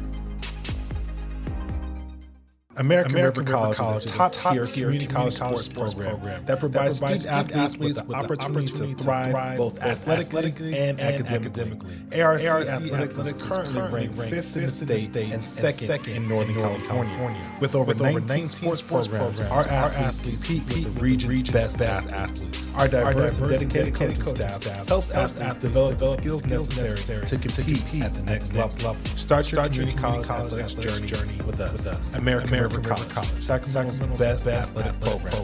Go Beavers. American River College is a top-tier community college sports program that provides student-athletes with the opportunity to thrive both athletically and academically. ARC Athletics is currently ranked 5th in the state and 2nd in Northern California. With over 19 sports programs, our athletes compete with the region's best athletes. Our diverse and dedicated coaching staff helps athletes develop the skills necessary to compete at the next level. Start your community college athletics journey with us. American River College, Sacramento's best athletic program. Go Beavers. Now back to the action right here on Stones Radio Networks. Mitchell Nagel is the new pitcher out of Live Oak High School, the 6'2" sophomore, the 5th pitcher of the day for the Vikings. They start off with Murchison, then Jagdeo, Willis, Cox, and now Nagel against the Beavers. 9-4, West Valley leads it. We're in the bottom of the 8th. It'll be Evan Rice, then Dylan Herforth, and Julian Blackwell, 8, 9, and 1. Rice came on as a pinch hitter to start the bottom of the 7th and precipitated a 4-run rally with a solid single to left field, so he is 1 for 1. Evan is out of Wood Creek High, a 6'3" freshman. For the Beavers, number 23, Evan Rice. He will be the first guy to face Mitchell Nagel.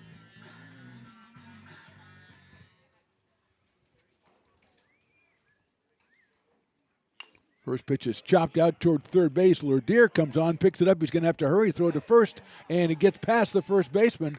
And it's going to be, we'll check with our score. I think that's going to be an infield single for Evan Rice. Tough play by Lourdier. So Rice, his second straight single. 6th hit for the Beavers. Very tough play by Lourdier on that one. Had to make the throw on the run. And trying to be scooped over first by Silvera, but he couldn't do so. So that'll bring up Dylan Herforth. Catcher is struck out, reached on an error and walked. Nagel's pitches, fastball outside for a ball, 1-0. So Rice trying to start it again. He's hit 2 for 2 so far today for the Beavers.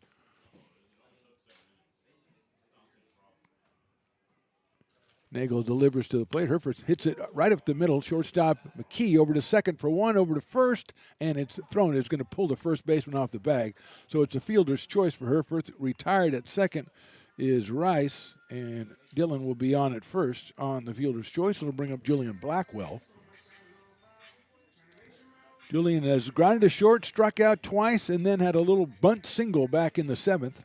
Later scored. It was kind of a bunt, kind of a poke.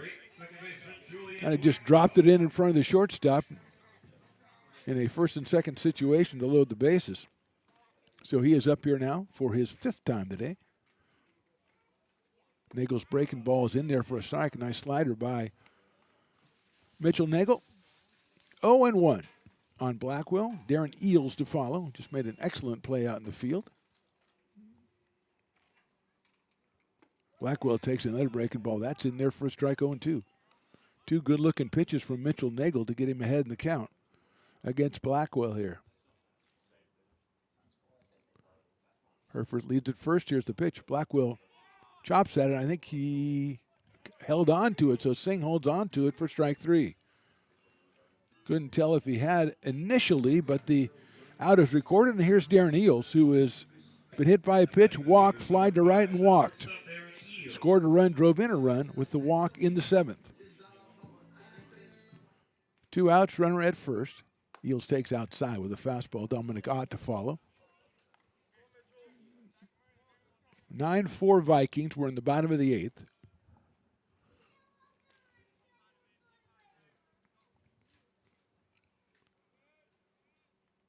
Breaking ball in there for a strike. Good command of the breaking ball by Nagel here. 1 ball, 1 strike. Herforth leads over at first. 1-1 pitch is lifted out into short right field, coming on, and that's going to drop in front of the right fielder for a base hit. They throw it behind the runner at second, and he is back in. Nice job by Herforth to get back in there. Eels with a single, though. Going to second is Herforth, so it's first and second and 2 outs, and here's Dominic Ott. Ott is struck out, grounded to third, reached on an air, and grounded out and got himself an RBI back in the 7th, so he is 0 for 4. 1 RBI. He has 4 on the season, and he's up here with runners at first and second and 2 outs. Nice piece of hitting by Darren Eels, dropping that in right field in front of Fernandez. Dominic takes high with a fastball. Marcus Pabada is on deck. He's singled back in the 7th as a pinch hitter. Sophomore center fielder Dominic on out of Wood Creek, 1-0. Breaking ball's hit line to left field. That is down for a base hit. Actually, it stayed up. My bad. I saw the guy waving him around. It stays up on the line drive for the third out. No runs, 2 hits, and 2 left at the end of 8. It is West Valley 9 and AR 4. Here at Super Taco, we specialize in authentic Mexican food. One of the reasons we are different from other places is that we make everything from scratch. You get great value when you come here, large portions and quality food. Our most popular dishes are many different kind of tacos. We have giant burritos, different kinds of enchiladas, and the fajita. If you're ready for real Mexican food, stop in at Super Taco. We love to see you. Here at Super Taco, we specialize in authentic Mexican food. One of the reasons we are different from other places is that we make everything from scratch. You get great value when you come here, large portions and quality food. Our most popular dishes are many different kind of tacos. We have giant burritos, different kinds of enchiladas, and the fajita. If you're ready for real Mexican food, stop in at Super Taco. We love to see you. Here at Super Taco, we specialize in authentic Mexican food. One of the reasons we are different from other places is that we make everything from scratch. You get great value when you come here, large portions and quality food. Our most popular dishes are many different kind of tacos. We have giant burritos, different kinds of enchiladas, and the fajita. If you're ready for real Mexican food, stop in at Super Taco. We love to see you. Now back to the Phantom right here on Stones Radio Networks. As the great Stones McCoy told me during the between innings, you have to report what actually happens, not what you want to happen. Even with all your heart, if you want it to be a base hit, you have to actually say the right thing, which is the ball was caught by the left fielder, Ryan Choi. Okay, so Ott is retired, and we go to the top of the 9th. Jake Morrell still out on the mound for the Beavers. He will face Dylan McKee and then Ryan Lourdier and Matt Singh, 2, 3, and 4 in the lineup for West Valley.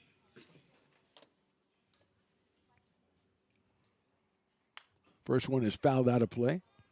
McKee has had 1 at bat today, back in the 7th, lined a base hit and later stole a base, but was stranded at 3rd. So he is 1 for 1. 5'8" sophomore out of Smoky Hill High School, Dylan McKee. That one's in the dirt for a ball. 1-1. The fact that they're wearing the Astros colors hasn't hurt them so far today. It did hurt Stones' feelings, big Giants fan. Of course, they have largely the same colors.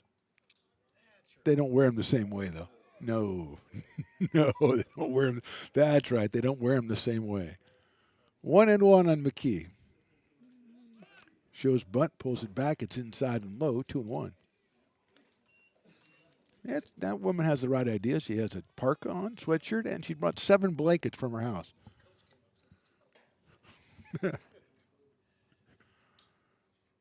Check swing. Did he go? Yes, he did. I wanted him to go, but I didn't want to say yes because I didn't want to do it like I did on the fly ball. 2 balls and 2 strikes. I think the umpire at first just goes, I'm kind of cold. 2-2 pitch coming up. That's in the dirt, ball 3. Full count on Dylan McKee. Ryan Lourdier to follow, and then Matt Singh. 3-2 from Morrell. That is high, ball 4. So McKee's on for the 2nd straight time, and here's Ryan Lourdier. Hit into a fielder's choice, then hit into a double play. Was hit by a pitch, singled, and walked. For 17, third baseman Ryan Lourdier. So 1 for 3. He's got himself a run batted in. The third baseman. Oh, there goes the runner. The pickoff. Tatum's going to have to gun it to second. Did they get the tag down in time? No, they did not. The stolen base by McKee. He took off at first movement. The throw over to Willie Tatum was a little bit high. Willie had to go up to get it, and then his throw to second base, not quite in time. He almost put the tag on a little bit too late, and McKee steals second base. So Lourdes now with the runner in scoring position.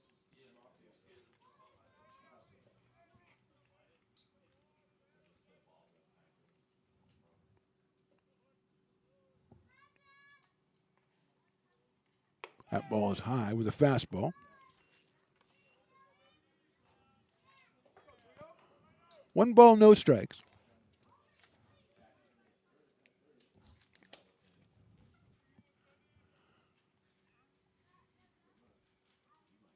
Morrell delivers. It is down low. 2-0.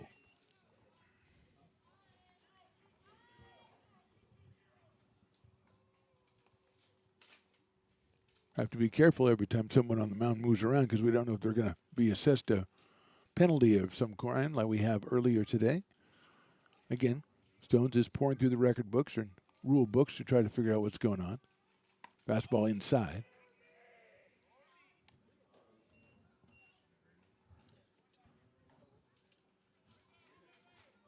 Three balls, no strikes.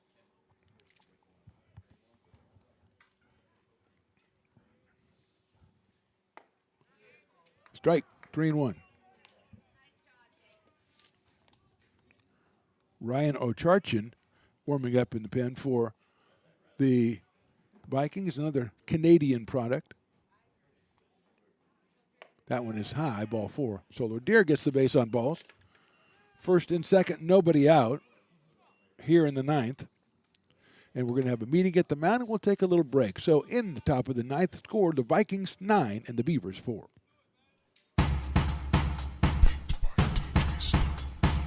Shall we begin?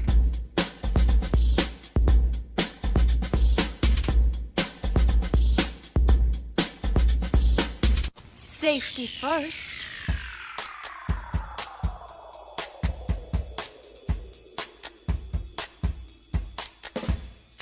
I think we're ready to rock.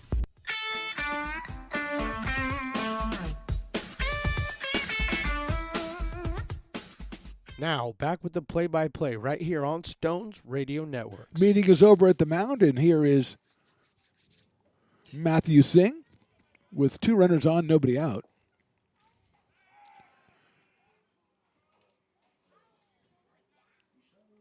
Singh showed bunt there, but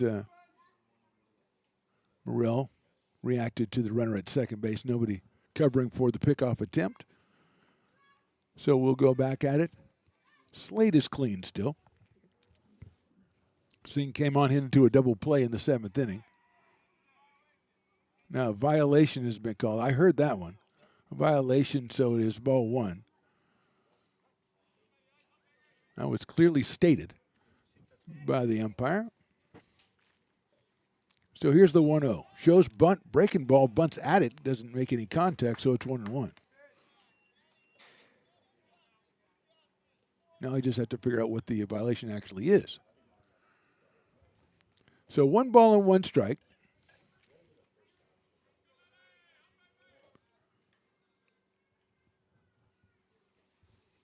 Shows bunt again, and did he bunt at it again? I thought he did, but he pulled it back, and it's down low, 2-1. Now, okay, so it is 2-1.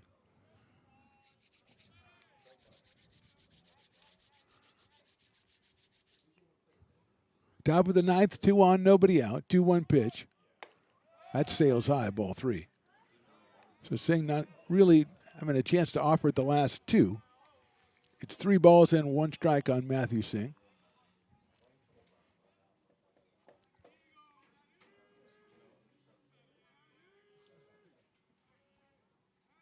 Comes set. Here's the 3-1.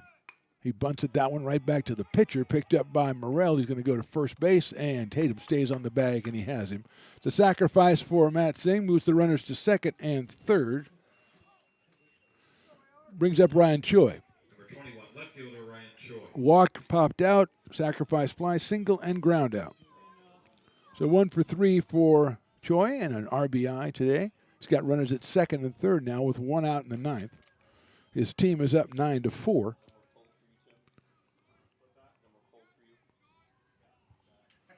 Eli Martinez on deck. Here's the pitch. That's chopped out towards second. Backhanded by Blackwell. Nice play. He's got two guys. He runs a runner down. A beautiful play by Julian Blackwell. He got the runner at second, Lordier, who was going over to third. The runner to third did not go. McKee stayed, and so Blackwell just ran over and tagged him out. So nice play by Blackwell. A fielder's choice for Choi. He's over at first base. Now first and third. I haven't seen that play. I don't think I've seen a grounder to second with runners at second and third, and the second baseman runs over and tags a guy out at third. I have not seen that before, but it was an excellent play by Julian Blackwell, and just what they needed if you're a Beavers fan. And here is Eli Martinez. He actually is a pinch runner back in the 8th inning for Serpa. So this is Eli's first appearance at the plate. He did score a run in that pinch running appearance. Fastball's inside. 1-0 on Eli Martinez.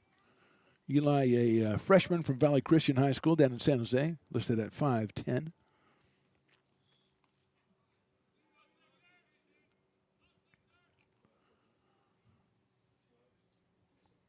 Coming up from Morrell. Down in the dirt. Nice block by Herforth, but the runner at first is going to go down to second base. That is Ryan Choi. So second and third, 2 outs. A 2-0 count on Eli Martinez. Tristan Silvera, the first baseman, to follow. Jake Morrell, the 5th pitcher for the Beavers here today. Moore, Balke, Lucero, Hunkel, and now Jake Morrell. That is taken inside for a ball. 3 balls and no strikes on Martinez.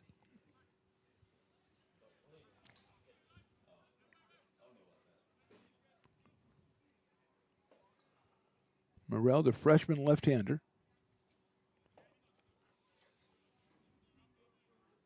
Out of Whitney High. Listed at 6'4". Has the 3-0 pitch coming in. Sails high and outside, ball 4. So the walk is issued to Martinez. And that brings up Tristan Silvera, the first baseman. He has walked, singled, struck out, been hit by a pitch, and walked again. So 1 for 2. He scored a couple of runs. 3 for 9 in the series. Inside, gets away from Herforth, but he runs it down before a runner can advance. Morrell comes off the mound to cover home if needed. 1 ball, no strikes on Silvera. Ryan Fernandez to follow. If Silvera can keep the inning going for the Vikings. Haven't scored a run yet, but the bases are loaded here. Breaking ball in there, call strike. 1-1 on Silvera. Good pitch from Jake Morrell. Everybody working out the kinks here early in the season. It's not even February, people. And believe me, I know about it up here. It's not even February. 1-1 pitch. Fouled back off an off-speed pitch. 1-2 on Tristan Silvera.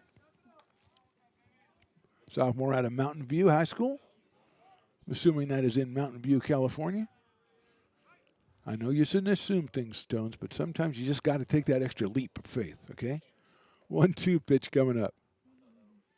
Sails high and outside the fastball. 2-2. Evan Rice at third. Darren Eels at short. Julian Blackwell at second. And Willie Tatum over at first. Dylan Herforth is behind the plate. 2-2 pitch coming up. In the dirt, kicks away, and here comes the run in from third, and he will score. So McKee scores the 10th run of the game for the Vikings. Martinez moves up to second. Over to third now is Ryan Choi. Still no hits in this inning for the Vikings. Full count now on Silvera.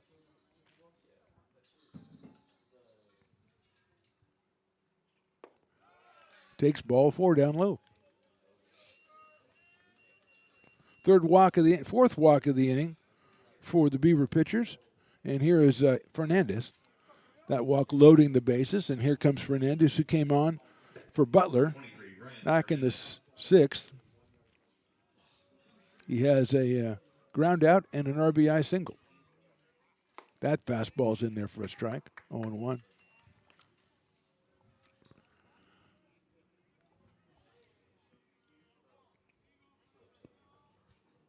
No balls, 1 strike.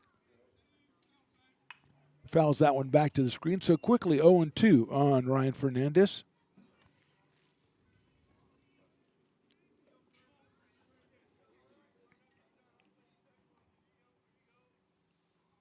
Left-hander against left-hander, Jake Morrell, Ryan Fernandez. Bases are loaded. Swing and a miss. He got him on strikes. 1 run, no hits, 3 left at the end of 8.5. It's the Vikings 10 and the Beavers 4.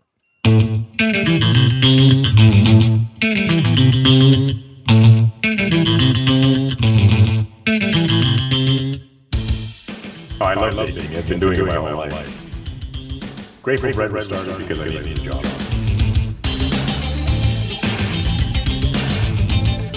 Personally, this was the most rewarding part about eating. It always used to seem like bread was just an afterthought, and which was always kind of disappointing. But now, yes, not only people, foodies, and people eating it, they're expecting better quality. And people notice it, and they can see it.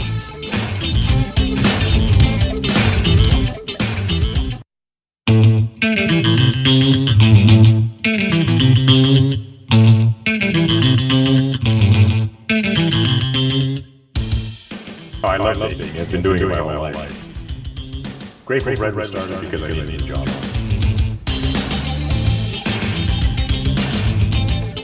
Personally, this was the most rewarding part about eating. It always used to seem like bread was just an afterthought, and which was always kind of disappointing. But now, yes, not only people, foodies, and people eating it, they're expecting better quality, and then people notice it, they can see it.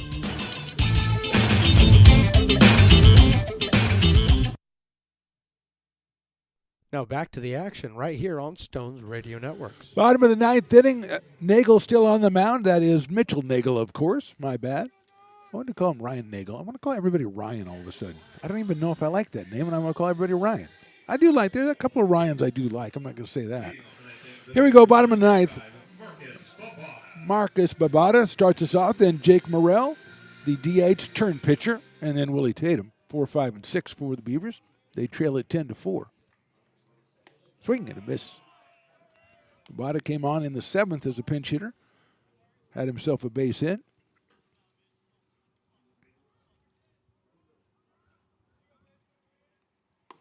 Takes that one in there for a strike as well.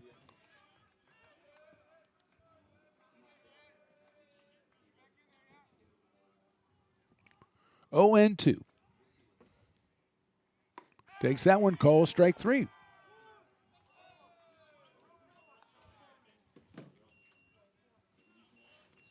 One out here. Jake Morrell comes to the plate. He's walked twice and grounded out twice. Designated hitter Jake Morrell. Designated hitter, turn pitcher, Jake Morrell. That one's outside for a ball. The fastball from Mitchell Nagel. Willie Tatum on deck for the Beavers. 1-0 count on to Jake Morrell. He fouls that one back to the screen. 1 ball, 1 strike.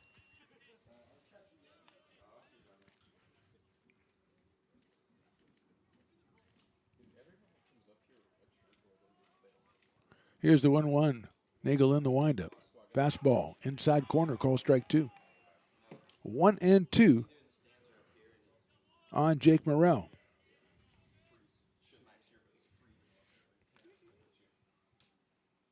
That one's hit sharply back up the middle into center field for a base hit. So Morrell comes through with a single up the middle. That is hit number 7 for the Beavers. And Morrell at first base, and will bring up Willie Tatum. First baseman Willie Tatum. Jake's first hit of the season. He is now 1 for 6. Right back up the middle. And here's Willie Tatum. He's singled, struck out, flied to center, and walked. So he is 1 for 3 today. He's facing Nagel, who throws a slider outside for a ball, 1-0. Christian Ristori to follow.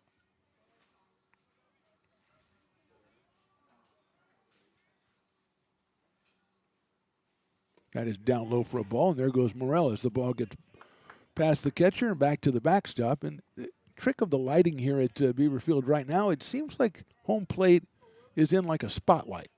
It does seem like a spotlight, as it's spotlighted so that I can see it. They've done that this year, as there's a new spotlight up there that goes right at home plate because they knew that I needed it. I like that. That's taking care of people right there. There's the throw back to second. The ball gets into center field, but Morel is going to just stay put. I kind of like it. It's like there's a performer on stage. They got everybody's out there, but they got that spotlight right on home plate. And right now in the spotlight, Willie Tatum with a 2-ball, no strike count. Morel now out at second base, 10-4 in favor of West Valley. That's outside, ball 3.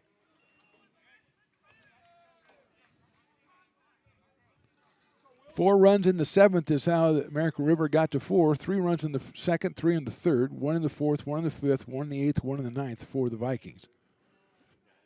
3-0 coming to Willie Tatum. Check swing, didn't go. Ball 4. Second straight walk for Willie. He's on at first base. At second is Jake Morel, and here's Christian Ristori, who has grounded out, singled, and struck out twice, so he is 1 for 4.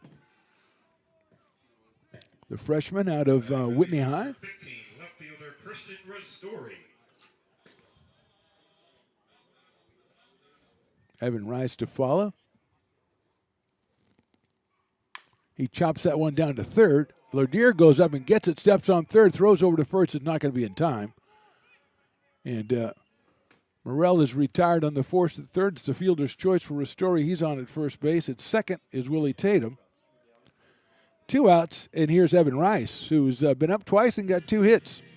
Came on as a pinch hitter back in the 7th, started off the rally with a single, and then singled again back in the 8th. That's an infield single, so he is 2 for 2.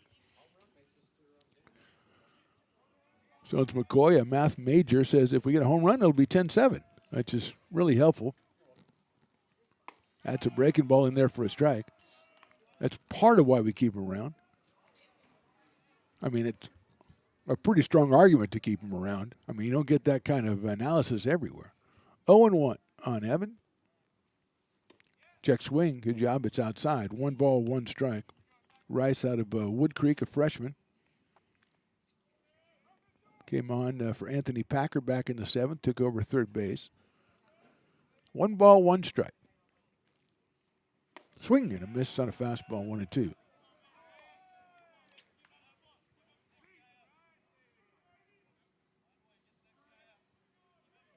One ball and 2 strikes.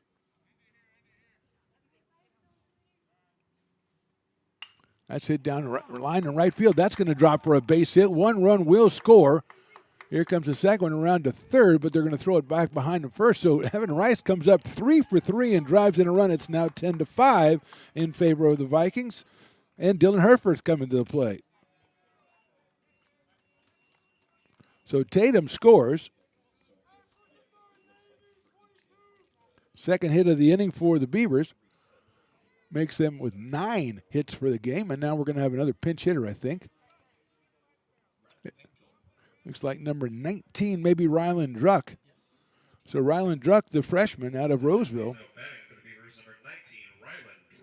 So Druck is batting for Herforth here.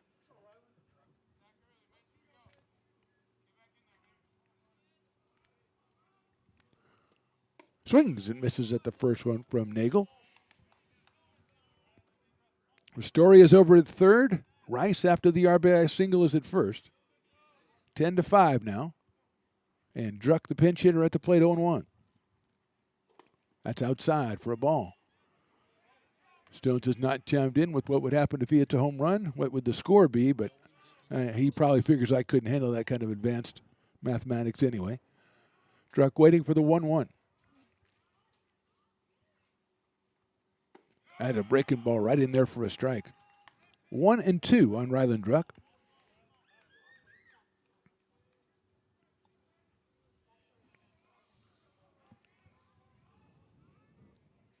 1-2 pitch. Check swing, did he go? Yes, he did, and that is your ball game. Druck is out on strikes. 1 run, 2 hits, and 2 left in the ninth. Final score, West Valley wins this one 10-5 over AR. AR come out with 4 runs in the 7th and 1 in the ninth. Not enough as they drop this one 10-5. A reminder, next time we are in action is going to be Thursday, 2 p.m. We will be right here as the Shasta College Knights come to town to take on the American River College Beavers. So we will be here. Subscribe and watch us on American River College YouTube, American River College Athletics on YouTube. A reminder also, go to arcbeavers.com to get all the information on that craft beat coming up on February 18th. For Stones, McCoy, and myself, we say thank you for watching, and we'll talk to you next time on the Stones Radio Networks. Get up!